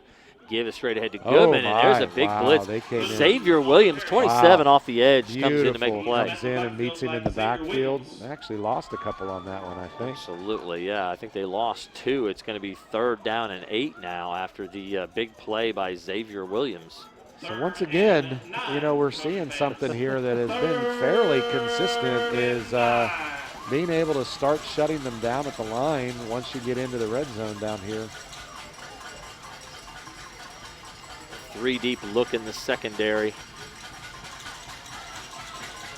Sprint out again. Right. Here comes Lunds in the backfield. Sacked by Michael Lunds. About 3 or 4 lines. Oh, beautiful sack. That was the first time we've seen Lunds in the backfield like that on a sack. Wow, nice to see. Good sign. Well, exactly what we saw there was what we talked about pre-game with Coach Cantrell from St. X. If Lunds is going sideline to sideline, there's nobody better. Yeah, if you run right at him, it's a little harder for him. But when you get him running sideline to sideline, there's nobody better. Teggy in to kick. going for the field goal. Good. Wide to the He's right. wide to the right. Stop for the Trojans. Wow. We were watching him tee it up before the fact. He can sink it from 40 yards out. So it was nice to see him pull that one to the side. Good kicker. That was a 36-yard field goal attempt, and he hit it a little funny. The ball had that sideways spin rotation instead of the end over end that you want to see. Correct. On a kick. It's like hitting it off the toe of your club. Yeah, man. he mishit that badly. All right, two receivers to each side. Nope, trips to the right. I'm sorry, trips formation to the right. Jalen Sharps. It is QB. Sharps at the quarterback. He's going to give it to Boyd straight ahead, and they're going to get back to what they do. Yards. Yeah, about a 3-yard gain. They start off at the 19. Actually, it's better than that. Let's see. The ball started at the 20. So about a 4-yard carry there for Kai Boyd. He had so a nice hole off of right end. Again, trips formation to the right. They're going to throw the screen. Good blocking. Cameron Smith with the ball. He's going to pick up about 3 or 4. I think he's a hair short, Jeff. He may just be. It depends where they spot him on this. I'm not sure where he went out. Yeah, he's going to come up a little bit short. It's about a yard short, about a 5-yard, maybe a 6-yard gain for Cameron Smith. And again, it's Jalen Sharps throwing the screen passes there. And again, Cameron Smith with a nice catch and carry. They've got to pick up 3rd down and 1 here. It's Boyd in the backfield, 2 receivers to each side. 5-man front look. Sharps running sideways here. Not in a good spot at all. He's going to lose 6 yards on the carry. He kept going sideways too much and had no way to get up. Again, too long, too much time to develop. Those athletes are going to catch you out around the end. I think you probably would have had a better shot coming short field on that side. Well, that's a really good idea. Or going more straight ahead with whatever they were running there. That one, as soon as he pulled the ball on the read option there were people in his face, and he's running sideways for his life there. It's certainly not a good 3rd down and 1 I was really looking situation. For that off tackle that they ran a few plays ago. So 5:01 to go here in the 3rd quarter. It's still a 1-score game. Tigers 10, Trojans 6. Alex White did a great job to field that bad snap and then get the punt off. It's not a great punt, but boy, he did a good job just getting it out of there. Pressure and a bad snap. Big pressure by just one defender coming in, but which probably took about 10 yards off of the punt because you could see him in his follow-through pull back on it. Well, he had to keep from getting it blocked, obviously there, Absolutely. So the Tigers will take over with great field position here. They'll start at the Trojan 49-yard line. 4:48 to go here in the 3rd quarter. And good field position. Absolutely disappointing. It looked like we might have something going there for a moment. But, again, we're just up against a really good football team. They know how to adjust quickly. And,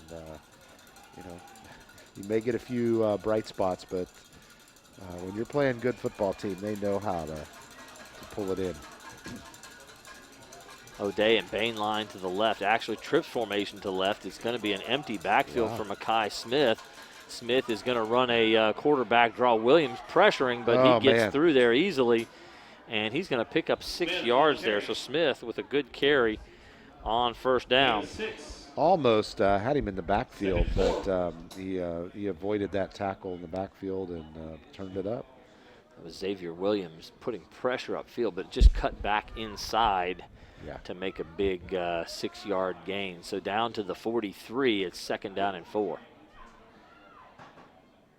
Looked like there for a moment that it might have almost been a hold on Xavier Williams, but I think he went down on his own power. So again, they're going empty backfield. I believe they're wanting to do this to run the football. And again, Smith is looking for where he can go, and it's nowhere this time. Big play by the North Hardin defense. Michael Lunds came in around the other side, and they ran him down. Several Trojans there, and again, they're running a slow developing draw. No gain on that one, and that may not be a great idea, giving North Hardin a chance to run to the football with all the speed that they play with. Yeah, they're playing right into their strength with that. They need to go back to the double tight end look with Goodman in the backfield and running the football that way. No tight ends. Bain line on the left at a tight wing. He's going to be a lead blocker in front of Goodman. Goodman's got space. That is going to be a 1st down on about a 5-yard carry for Goodman. First down, St. X. Yeah, it does make you wonder why would they go away from something that was amazingly working well, for them. But maybe they just figured that North Hardin was going to make some adjustments to it, so they'd come out with a new package. Well, we talked earlier about spreading them out, and that's what you're doing. You go no backs in an empty backfield, but you spread them out and give North Hardin a chance to run through and give them better angles. That is Give straight ahead to Goodman. He's bouncing off tacklers. He's got about 7 yards. I'll tell you again, we talked earlier in the phrase that they don't have anybody, exceptional, flashy. But I'm telling you what, Goodman and Smith are just superb athletes. Yeah, and they're big, tough kids, especially Goodman. They're probably a lot flashier than most of the athletes we've seen this year come into this field. Quad formation to the left, tight end and 3 receivers. Motion by Duddy. It's going to be give straight ahead to Goodman. It's all of that motion and formation was just a distraction, and it's a 7-yard gain for Goodman. Just busting it up the middle. I mean, once again, and I hate to say that, but there's nothing more demoralizing to a defensive line when you just get pounded over and over again right up the middle. And that's what's happening right now. 2:04 to go in the third quarter. This game is going by so quickly because of this ground attack. Yeah, we're an hour and 25 minutes into this thing, and it's almost the third quarter. Ball is on the ground. Close. I think Mekhi Smith was able to jump it. They're saying North Hardin came up with it. North Hardin ball. There was a fight on the ground. It looked like Luke Chadburn, 56. Is that who it was? I don't know, but he pulled it right out. Wow. That was, I'm going to say, if I was the St. X coach, I'd be a little bit ticked on the quick call on possession on that. That was 16, Jawan Williams, who was the playing outside linebacker on that play, and Jawan got in there on the dropped snap. So there's 2 St. X turnovers that have really been a difference here at this point. It's why North Hardin's in this football game. Only thing that's keeping us in the game. Big play, Trojans on that one. Trips formation to the right, looking for the screen pass. It looked like it's to Jalen Moore out here. Moore is going to power ahead for about a yard. That was some sort of a run-pass option, RPO that you hear about where if he had some space, he was going to run at Jalen Sharps, but he didn't. He pulls up and throws the ball. Jalen Moore will pick up 2 yards on that throw from Jalen Sharps. Jalen to Jalen. And then once Moore caught the ball, he was facing the wrong direction, so he had to do a twist around to get in the right direction. So it took a little bit long for that to develop, but they were able to pick up a couple yards. 2nd down and 8. A little confusion. Fake straight ahead, though. Jalen Sharps, good yardage there. Really he good picks yardage. up about 6. It'll bring up a 3rd and 2. 3rd and 2. And that clock is just barreling. It's almost like it's a running clock. It is. I mean, we're just nobody's calling timeouts. Just moving, man. 2 receivers to each side. Cameron Smith barking out orders to his fellow receivers about where to get aligned. 3-man front here. Blitz is coming. I promise you, blitz is coming. Number 43, Mason Dealey, is going to be coming on the blitz here in just a second. If they go to throw, they're going to have a delay a game call if they don't get going. And they're going to run around to the left side, RPO again, and nothing doing on that. There's no gain. Big stop. Number 11, Jackson Penarello making the stop, and Jackson is their leading tackler, number 11, and maybe a yard gain, but it's still a yard short of the first down. And once again, they have had no success running to the wide side of the field. I mean, every yard they've gained has been on the short side of the field, and that quick off tackle. Well, here's a big decision for Coach Thompson. We'll see what it is when we come back for the fourth quarter. It's a Hardin County Educational and Community Television student production by HCEC-TV, a division of Hardin County Schools. Live Channel 1 programming and sponsored in part by Brandenburg Telecom, providing service for all of your telecommunication needs. Physical Therapy and Associates, more personal attention for more effective results, with locations in E-Town, Hodgenville, Radcliffe, and South Louisville. Online at physicaltherapyky.com. Blue Ribbon Renovations, it's a new locally owned Mark Harris company that's offering 0% interest and no payments for 12 months. Windows, doors, fences, roofs, decks, siding, and much, much more. To explore your options, Schedule an appointment. Call Michelle at 270-763-3186. Waddell's Auto and Scrap Metal Recycling, a family-owned business with competitive prices. Pick up your service and a friendly staff available for your recycling needs. Located in E-Town on 31W just south of exit 91 on Interstate 75. Call to talk to someone about scrapping metal and recycling. E-Town Exterminating, locally owned, family-run pest control company, serving Hardin, Meade, Grayson, Nelson, and surrounding areas of Kentucky since 1976. Whatever your pest control issues are, their team has the knowledge and the skill and trained to effectively eliminate the problem. And West Point Bank, 5 offices located in E-Town, Radcliffe, Upton, Glendale, and West Point. Find us online at westpointbank.com. So they are going to punt. I think that's a very good idea to punt it away here. Absolutely. You don't want to give up field position like this in a one-score game going into the fourth quarter. Alex White back to punt. You can flip the field here. Yeah, you could really flip the field with a good punt with good protection. Ball's away, and he did not hit that well at all. His worst punt of the evening. He's been so solid. And that one is only about a 17-yard punt. So, again, almost starting at midfield, the Tigers will take over at their own 48-yard line. Super disappointing for them right now because he has had some massive punts, and he didn't have the pressure that time. I don't know what particularly got a hold of him that time, but he just shanked it. So, the Trojans back out on defense here. Interestingly enough, Jeff, the final score of the St. X DuPont Manual game last week was 10-6. That is our score right now. I'm not saying it's going to end that way. I could see either team or both teams putting more points on the board here late in the game. But certainly we are in a really interesting spot here for the St. X Tigers. This is where they've been before. So Smith rolling out to his left. He's looking to throw, but he's going to run it. He's got lots of space. Big carry, about a 9-yard carry, knocked out of bounds on the sideline there.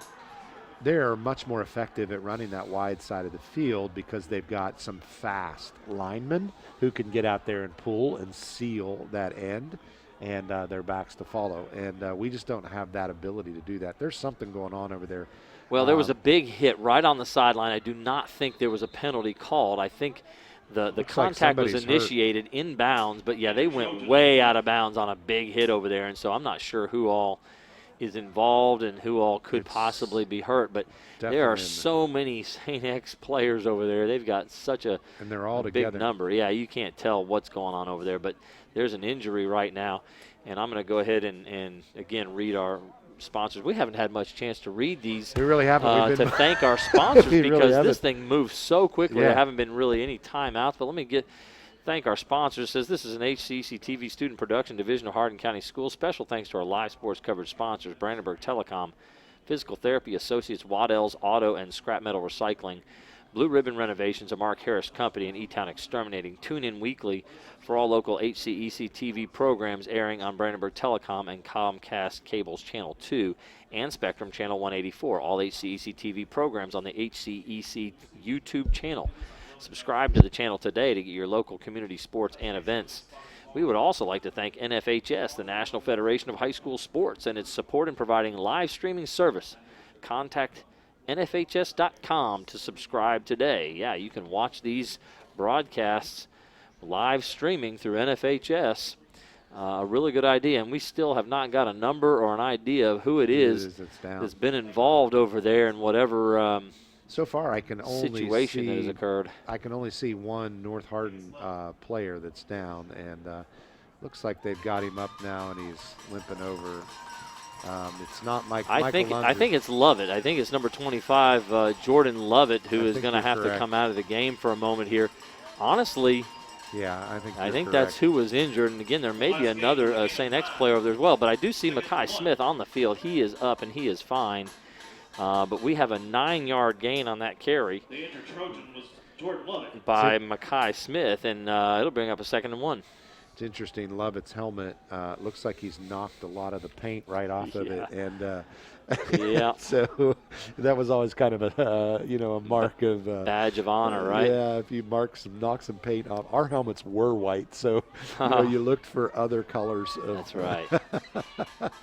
Well, they've gone empty backfield again, 2nd and 1. Surprised they're not in their tight end looks that they've been so successful in. Lunds is getting ready to come on the blitz. Fake to the right and then back to the left. Mackay Smith cuts back, now outside, now back up the middle. Big run, Mackay Smith. Wow, some really nice moves.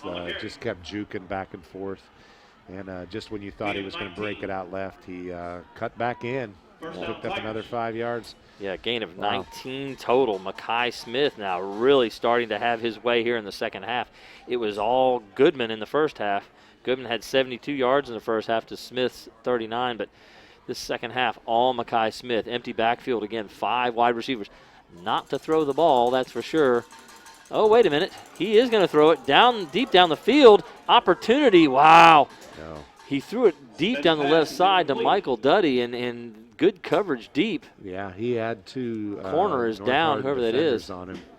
Can't see the number from this distance. And is it number 3? Is it Micah Parms, maybe? Yeah, I believe so. that's who that was on the coverage. Number 3, Micah Parms, and he was down for a little bit. He's limping. Now, I thought that was an opportunity with 2 defenders for an interception possible. That was totally. A dangerous idea and throw. It really was. I mean, if there's been anything that we could say that we're wondering, what St. X has been doing, that a couple of their decisions in this red zone have been a little bit peculiar. Yeah, this brings up a 2nd and 10. You run the football, you're going to pick up 2, 3, 4 yards and put yourself in a great spot. Quads formation right, Duddy across the formation in motion. They're going to give the Goodman straight ahead, and there goes another big carry for Goodman as he spins off tacklers. He's going to pick up what looks like about 7 or 8 yards. Yeah, it's close to a first down. So 3rd and manageable down in the red zone. And it's going to be about 3rd and 3 after a 7-yard gain for Goodman. Looks like they're about the 17. Gain of 7. His last 3 carries have all been 7-yard carries, so Goodman really, again, starting to wear out this North Hardin defense. He's a powerful runner.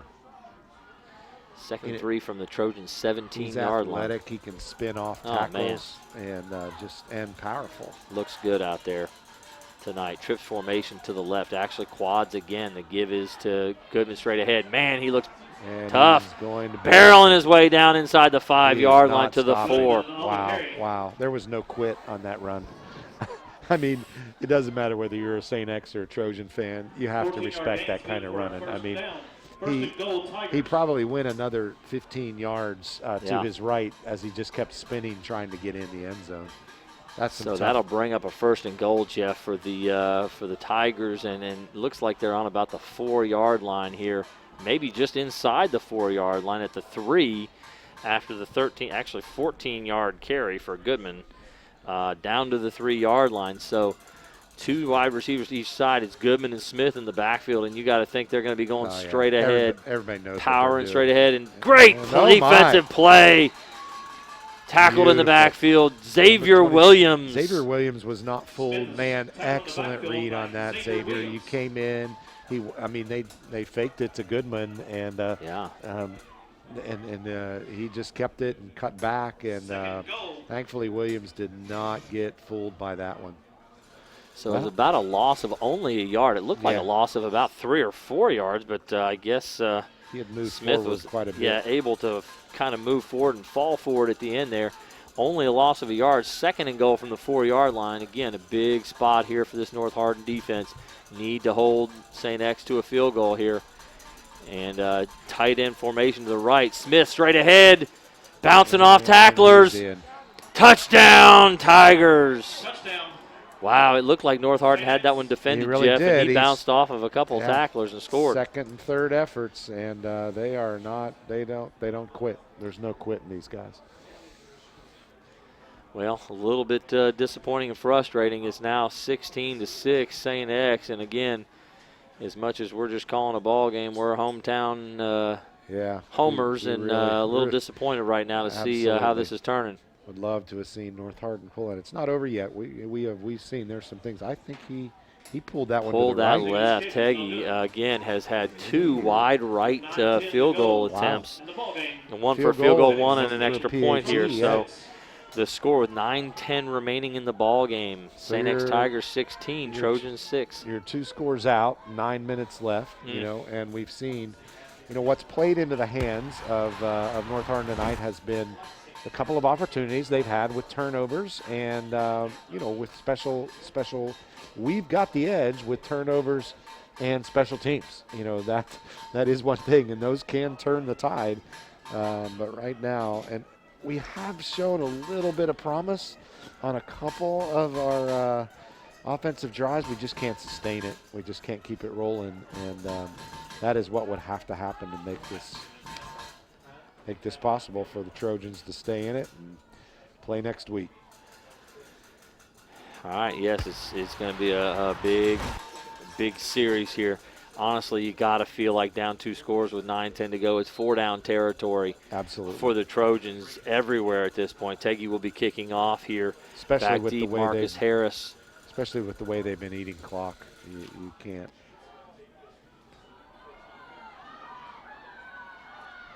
Turn straight ahead, just about to the 30-yard line. Are they saying the ball came out? St. X was claiming it was. Really. Over, first and 10. But you don't see any indication of that from the referees. That was number 7, Elijah Isaac, on the return. So up to the 30-yard line. Yeah, the Trojans will take over first and 10 from the 30-yard line. Trying to figure a few stats on this St. X rushing attack. It's just been so super impressive here. Trips formation to the left.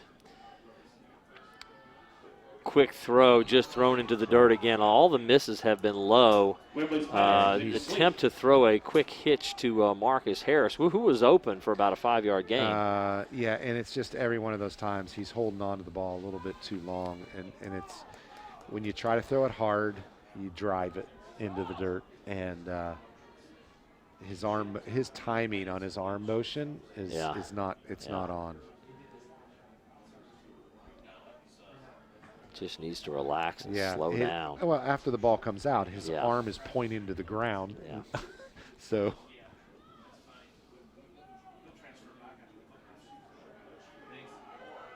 Looking for the deep ball. Oh, my goodness. Oh, he had him. Oh. Number 10, Braden Wilson was on the coverage, the safety. He undercut the ball and missed it. And it hits Marcus Harris right in the hands for an opportunity for 6 points. That would have been And there it was. That was the opportunity. You get 3 or 4 of those kind of shots in a ball game, and you got to make those plays, and that one just didn't happen. Just didn't connect. Good throw that time by Wimberly. Was on the spot. He had it that time. Yep. So, it was a little bit behind him, and that's why it was tough for him to catch it. I mean, he had plenty of time to adjust to where the ball was. It was a very good throw, a very good opportunity. And they're going to look down the field, and Wimberly's going to throw it up. Got another opportunity. Wow. Yeah, I really feel like 33, the other safety, grabbed Harris as he was running by him. He was absolutely holding him. Oh, absolutely holding him. Well, that brings up 4th and 10. The fact that you did not get any yards on any of the 3 downs there means you may have to go ahead and punt. I mean, again, down 2 scores, I'm not sure what you do here, but you throw 3 quick incompletions, and 4th and 10 is a bit much to ask at this point. Well, especially when you're on your own 30-yard line. I mean, because you might as well just give them 6 points if you don't make it. Right.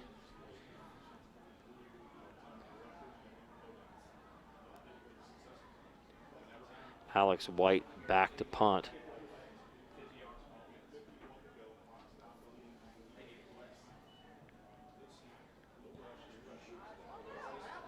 Good punt again. He's banged with deep drop. Drops it. It's on the ground. What you could possibly get. Trojan ball. ball. Yes. Trojan ball. Trojan ball.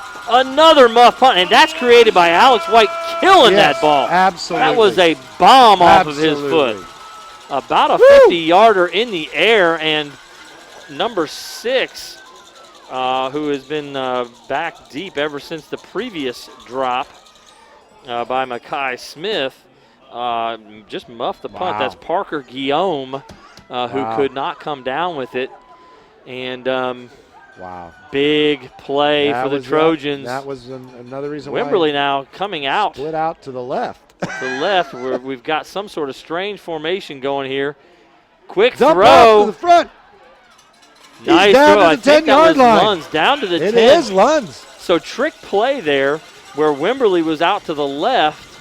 Sharps takes the snap, sprints out, and throws it to Lunds. Wow, and I think Lunds is staying on the field. He's not normally one of your players, but or is he out there? I don't see Lunds, but they've got Wimberly back. A quads look to the left. Overbalanced look is what they're doing here. So they're going to run it to that overbalanced side. Big run! Oh! There's a flag down, Jeff. He's into the end zone. Kai Boyd running guys over, but there's a flag on the play at the 10-yard line. That's going to be a hold, I have a feeling. So first and 10 from the 12. And a big play. Kai Boyd running guys over, but they're going to call a holding call, and that's coming back. So disappointing. Oh, my goodness. We just about back in this ball game, Jeff, and yeah, that's what you hope for. Mistake. It's what we called earlier. I mean, you got those opportunities, but it's not over yet. But it's been a clean game. Not a lot of penalties called. Thought about that earlier. That's another reason why the clock's been running so much is we just haven't had a lot of penalties. There's a costly one. Again, it was an overbalanced look. First and 20. And they ran to the overbalanced side. Kai Boyd way back deep behind Wimberly. What's going on here? We're going to run a little reverse pass. Again, they're going to try to throw it to Lunds. Sharps is trying to just make a move and get free. He needed to get rid of that ball. Sacked for about a 15-yard loss. Big number 94, Jack Birch, making a sack. The 5th sack of the ball game for this St. X front. And now what was first and 10 from the 11-yard line or 12-yard line is now about 2nd and 30. Second and forever. From the 33-yard line. And, yeah, not looking like much of an opportunity here. We'll see if the Trojans can pull off something else. Some really good creative play calling by Coach Thompson there on that series to try to make something happen. Trips formation to the right now. One of the base looks. Wimberly looks like the outside linebackers are going to be coming. They're bringing a blitz, but only rushing 4. Up the sideline. Caught Cameron Smith. He absolutely caught that. No. They're calling it incomplete, like the ball came loose on the attempted catch. Must have came out. Man, that would have been about an 18-yard completion, but Cameron Smith couldn't hold on to it as the safety came over and put a big hit on Cameron Smith. But, boy, ball was right in his hands. It really was in his hands. I mean, from this vantage point, we both thought that he had it as he came down with it, but he must have dropped it. How disappointing. 3rd and 300,000 yards. Yep. Take 3 zeros off, and it's exactly correct. 30. Doesn't look much possible. They're going to throw the quick route over the middle, the shallow, that they couldn't hit earlier in the game. There it was. As Wimberly seems to be settling in. Unfortunately, we only got 6 minutes and 55 seconds to go here. And obviously, and again, we're 4-down territory. Well, not 4th and 28. You're not going to go for it here. I think they're going to punt. No, the field goal kicker is on. Caden Logston from 42. Wow. I don't know if Caden's got it, but he's wait a minute. Not going Caden. Going to go with Jabari Rashid, who's maybe got the bigger leg. He's not their normal field goal kicker. He is the kickoff guy. He has not done this, but maybe once or twice all year long. But the big leg, and here it goes. Ball is down. He's got it up. It's long. Good. That is good, my friend. It's through there. That is good. 43 yards. Woo! Jabari Rashid cuts it to a 1-score ball game. Big kick by Jabari. Wow, what a kick. And that had a lot more room. I was just worried if it was going to be down the middle, but it was plenty of leg on that. So Rashid comes on. Like he's done it before. I saw Caden Logston go onto the field, and then they replaced him with Jabari Rashid again. Jabari is the kickoff guy. He does have the bigger leg. Right. They do go with Caden Logston on all extra points and field goals, but boy, Jabari just clutch right there. Wow. Coming up big. So that was a heck of a kick. Oh, fantastic. So with 6:17 to go, it's St. X Tigers 16, Trojans 9. And so they get points off of the turnover, even though a little disappointing. They had the ball in the end zone, but Laundry on the field calls that back. And you never know. But points, down 1 score. And the holding was on the side that the run went around. So, you always have to figure that there's a real possibility that the reason that the run broke out was because of the hold, So you hate it when it comes back, but sometimes – and the truth is we always know you could probably pretty much call a hold on almost every play that happens. So it's sad that it has that kind of an impact. But at least they were able to get 3 out of it and bring it down to a 1-score game. Well, interestingly enough, I'm going to give you some statistics on this St. X run game, which North Hardin has got to somehow try to shut down. Mackay Smith with 21 carries for 124 yards. Grant Goodman, 23 carries for 124 yards. So both of the big backs with 124 yards rushing at this point in the game. Wow. They have just been a dominant force. So the Tigers were looking for the possible onside kick. They get a short return back to about the 21. That's Grant Goodman on the return, as they want to keep the ball in the hands of the 2 guys that have been getting the job done for them here today. And Goodman is very impressive. Goodman has not normally been their return man back there, but I think he's got sure hands, and I think they. I think Goodman and Smith have been back deep. Have they been back? They've been both back deep. Yeah. He's got sure hands and. So 47 carries total for this St. X squad for right around 270 yards just in rushing. And again, they've only thrown the ball, I believe, 4 times. 3 of those by Giles Pooler before he was out of the game with a concussion. Smith is in there. There's a tight end to the right and trips to the right. So we've got quads to the right side. He's going to run the football on a sweep to the right. That is a called sweep. And Xavier Williams from the backside making a big tackle, chasing him down from behind. Beautiful. Beautiful. So Michael Lunds was there, Jeff, pursuing, but from behind, Xavier Williams runs that down all the way from the weak from the side. Other side. Yeah. Some speed right there. Fantastic play. There we go. No gain, yeah. No yardage at all on that one. 2nd and 10 from the 20. Smith, 2 receivers to each side. He's got Goodman on his left. 5:40 left on the clock. 3-man front for the Trojans. They're bringing a lot of pressure, a lot of heat. Spinning and spinning to get yards of Smith. He's got about 5. Going to be about 3rd and 5. Here we go. Big 3rd down right here, sir. This could be it right here. With 5:12 to go in the game, the Trojans need a stop here. The fans are letting them hear it. It's a huge down right here in the ball game. Empty backfield. Yeah, I was just going to say, wow. I'm looking for a sprint out where they're looking like they're running pass routes with the guy, Mackay Smith, running the football. Looking to try to draw them off sides. Blitz coming from both sides, but straight ahead, Smith, big gain, way downfield, all the way to the 49-yard line, a big 24-yard gain. Mackay Smith, and again, they brought the blitz from the outside, and he went right up inside, up the middle, and so his backers were completely out of the play. That pass was never going to happen on that. Yeah, honestly, if you're going to run 2 blitzers off the outside, you've got to pinch your front. You've got to have something in the middle. Your defensive line has got to pinch inside to try to keep that from getting in any of those gaps. 4:20 and counting here, and the Trojans getting a little bit desperate, I'm sure. 3 timeouts for both squads at this point. 2 receivers to each side. There's a tight slot on the left, and he will be one of your blocking backs in this look, as he is going to come around that side. Goodman, no gain. Michael Lunds. Michael Lunds right up the middle.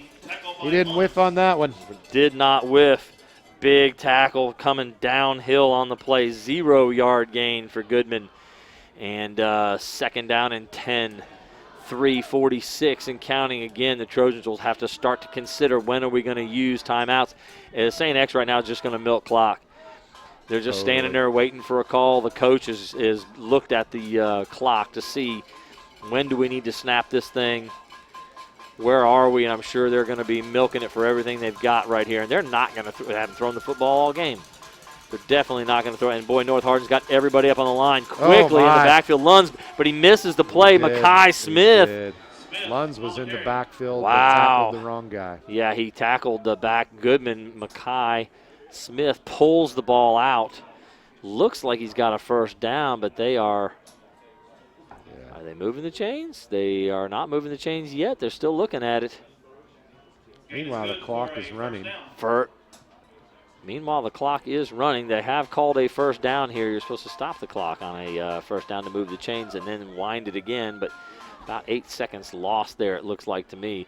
First down and 10 for the Tigers, 2:51 and counting. And again, North Hardin at this point has got to get the stop on this series and use their timeouts right now to have any time left. Give us to Goodman straight ahead. He's got good yards. Lunds is on the tackle, about 7 yards for Goodman. Wow.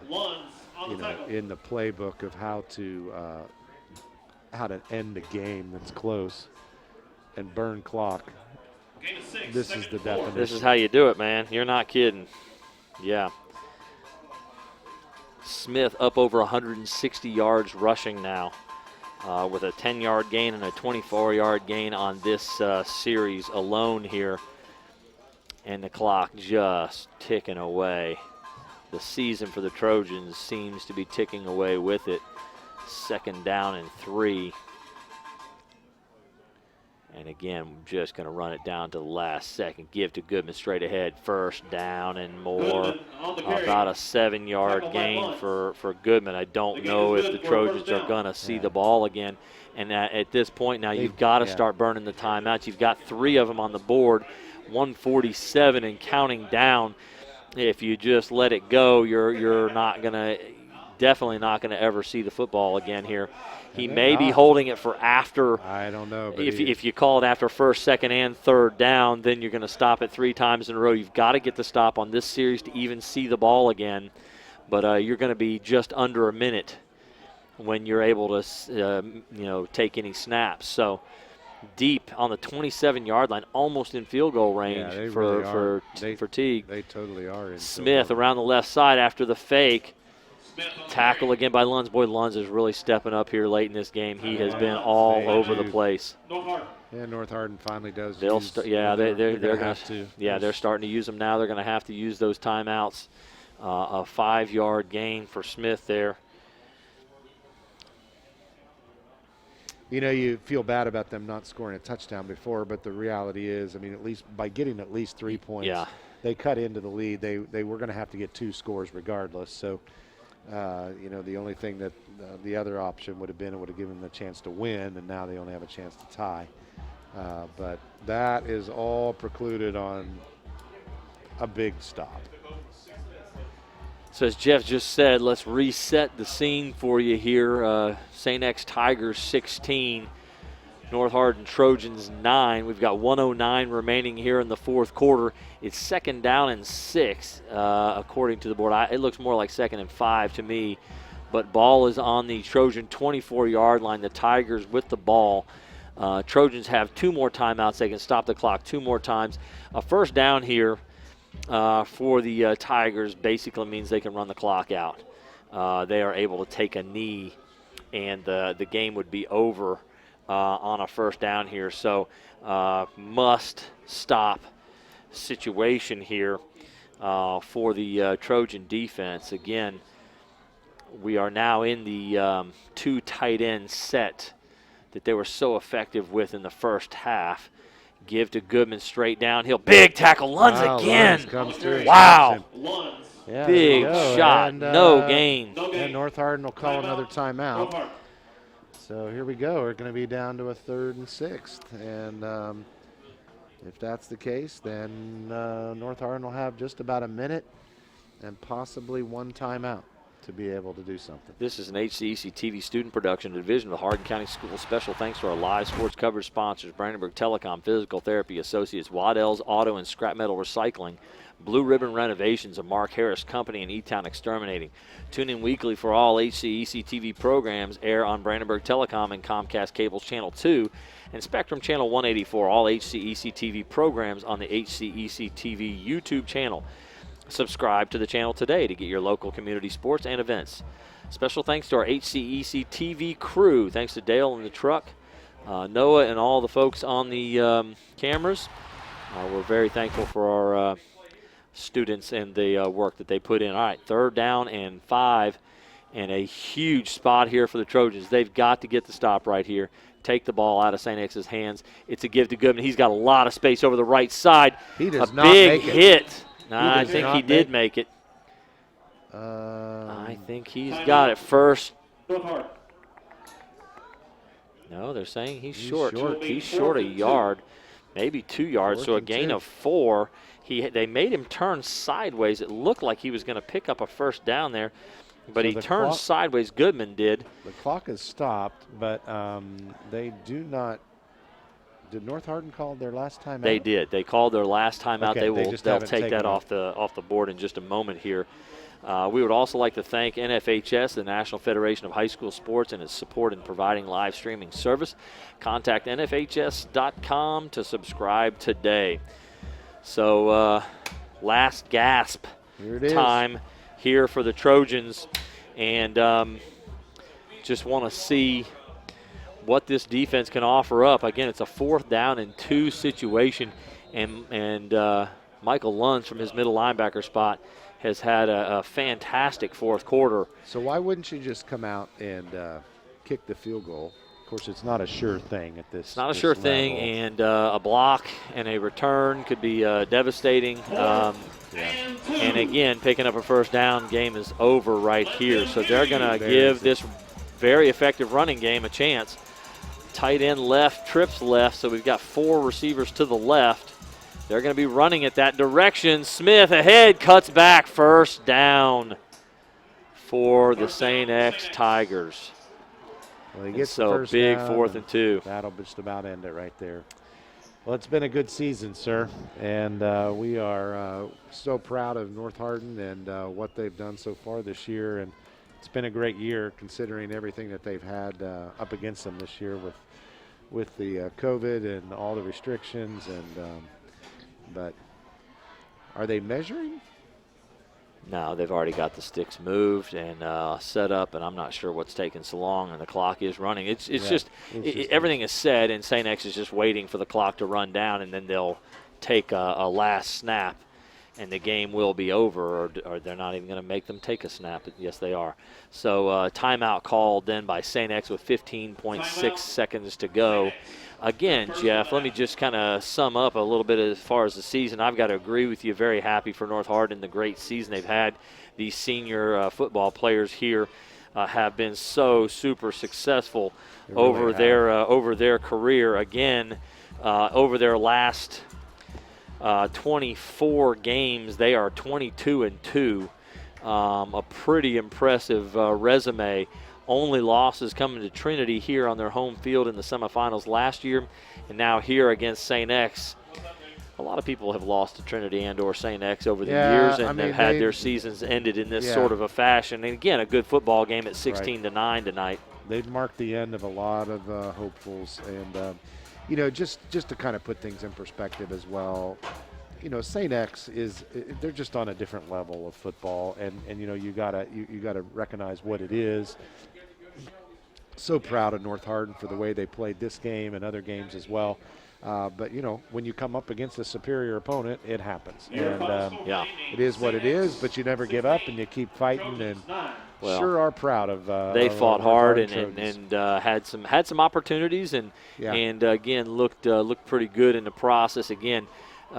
Didn't turn the ball over that I can recall. The Trojans, they created a couple turnovers, not very many penalties. One little penalty down there that was fairly costly, but they played a very clean game. They played a very hard game, and again, St. X is as successful as they were in running the football. There were only a few really big gains. It was a lot of between 5 and 10 yard runs, and so it was a very difficult job for St. X to continue to move the football against this Trojan defense. They are making the presentations right now, Jeff, of the region championship and runner-up trophies. It's a strange thing that you rarely ever see a game where the team that wins the turnover margin by 3 turnovers ends up being the losing team. Yeah. I mean, that is a rare sight. That just shows you some of the domination of St. X in being able to move the ball and the inability on a couple of occasions of North Hardin to be able to capitalize on that. So they are making the trophy presentations. They already have them. Yeah, great, but a great season, great senior group for this North Hardin group. Great job, Coach Thompson, the rest of the coaching staff for this season. Again, just a very impressive run for this team. We really enjoyed being here, calling. Again, I want to thank our sponsors. Absolutely. I want to thank all of our student workers freezing out there tonight to bring you this football game. Up there on the roof. On the Appreciate roof and their just efforts. outside everywhere on the cameras. Dale in the truck. Our buddy Dale Mings and all the work he does to pull all this together. Absolutely. Dale, he is a tireless servant and who Absolutely, makes this Jeff. happen. And he is a genuine asset to our community. And we genuinely would not have this kind of product if it wasn't for Dale. We appreciate him so much. We're very thankful. Wanted to continue this great season together, but for Jeff Knoll, this is Paul Gray for the last time here in 2020 saying good night, everybody. This has been a Hardin County Educational Community Television production. Live local sports are on Brandenburg Channel 1, and all rebroadcasts are on Brandenburg and Comcast Channel 2, Spectrum Communications Channel 184, and on our YouTube site. Also check out our live sporting events on nfhs.com or visit us at hardin.k12.ky.us. Hardin County Educational Community Television, located in Hardin County, Kentucky, a division of Hardin County Schools, airing on Brandenburg, Comcast, Spectrum, and also airing online. Providing live coverage of local high school sports. Covering community and school events, while teaching students along the way. HCEC-TV, the area's leading educational and government access channel, training the next generation of media arts students. Control your home even when you're not there with Brandenburg Telecom's home automation service. Turn lights on and off, lock and unlock doors, and change settings on your thermostat using your smartphone or tablet. Stop worrying whether or not you remember to close the garage door, and save money by programming your thermostat to reduce energy used when you're not home. Call Brandenburg Telecom for a free quote and enjoy the convenience of having home automation, phone, TV, and internet service, all from one local company. All right, son, you ready to open your first savings account? Yes, I am. West Point Bank has been growing with our customers for over 30 years. We know what it takes to support them in every stage of their life. You need a bank that you know and trust to help you reach your goals and make your dreams come true. West Point Bank, hometown banking made simple. Waddell's Auto and Scrap Metal helps keep America clean. Got a car that needs to be scrapped? Older furniture not working? We pay Todd down. Call Waddell's Auto and Scrap Metal Recycling today. Family owned and operated for over 40 years. Premier Metal Recycling Company, we even handled the unloading. Waddell's Auto and Scrap, now with 2 locations. Do your part. Keep America clean. At Physical Therapy Associates, our approach to care is patient first. We know how important it is for our patients to return to work or play or just day-to-day life, which is why our highly trained and experienced staff treats everyone that walks through our doors as a friend. With 6 locations across Hardin, LaRue, Nelson, and Meade counties, we're committed to being there for you when you need us. Give us a call at 270-234-1569 or visit us at physicaltherapyky.com. Physical Therapy Associates, friends helping friends. 000 Blue Ribbon Renovations is a new locally owned Mark Harris company offering 0 interest and no payments for 12 months on windows, doors, fences, roofs, decks, siding, and much, much more. To explore your options or schedule your appointment, please call Michelle at 270-763-3186. E-Town Exterminating, a locally owned, family-run pest control company, has been serving Hardin County and the surrounding area since 1976. E-Town Exterminating provides pest control for residential and commercial properties. E-Town Exterminating on Ring Road in Elizabethtown. Phone 737-6900. E-Town Exterminating, what the buzz is all about. For additional information on HCEC-TV programming, call 270-769-8855 or email Gina Ryan at hardin.kyschools.us. On behalf of HCEC-TV, we would like to thank all of our live coverage sponsors.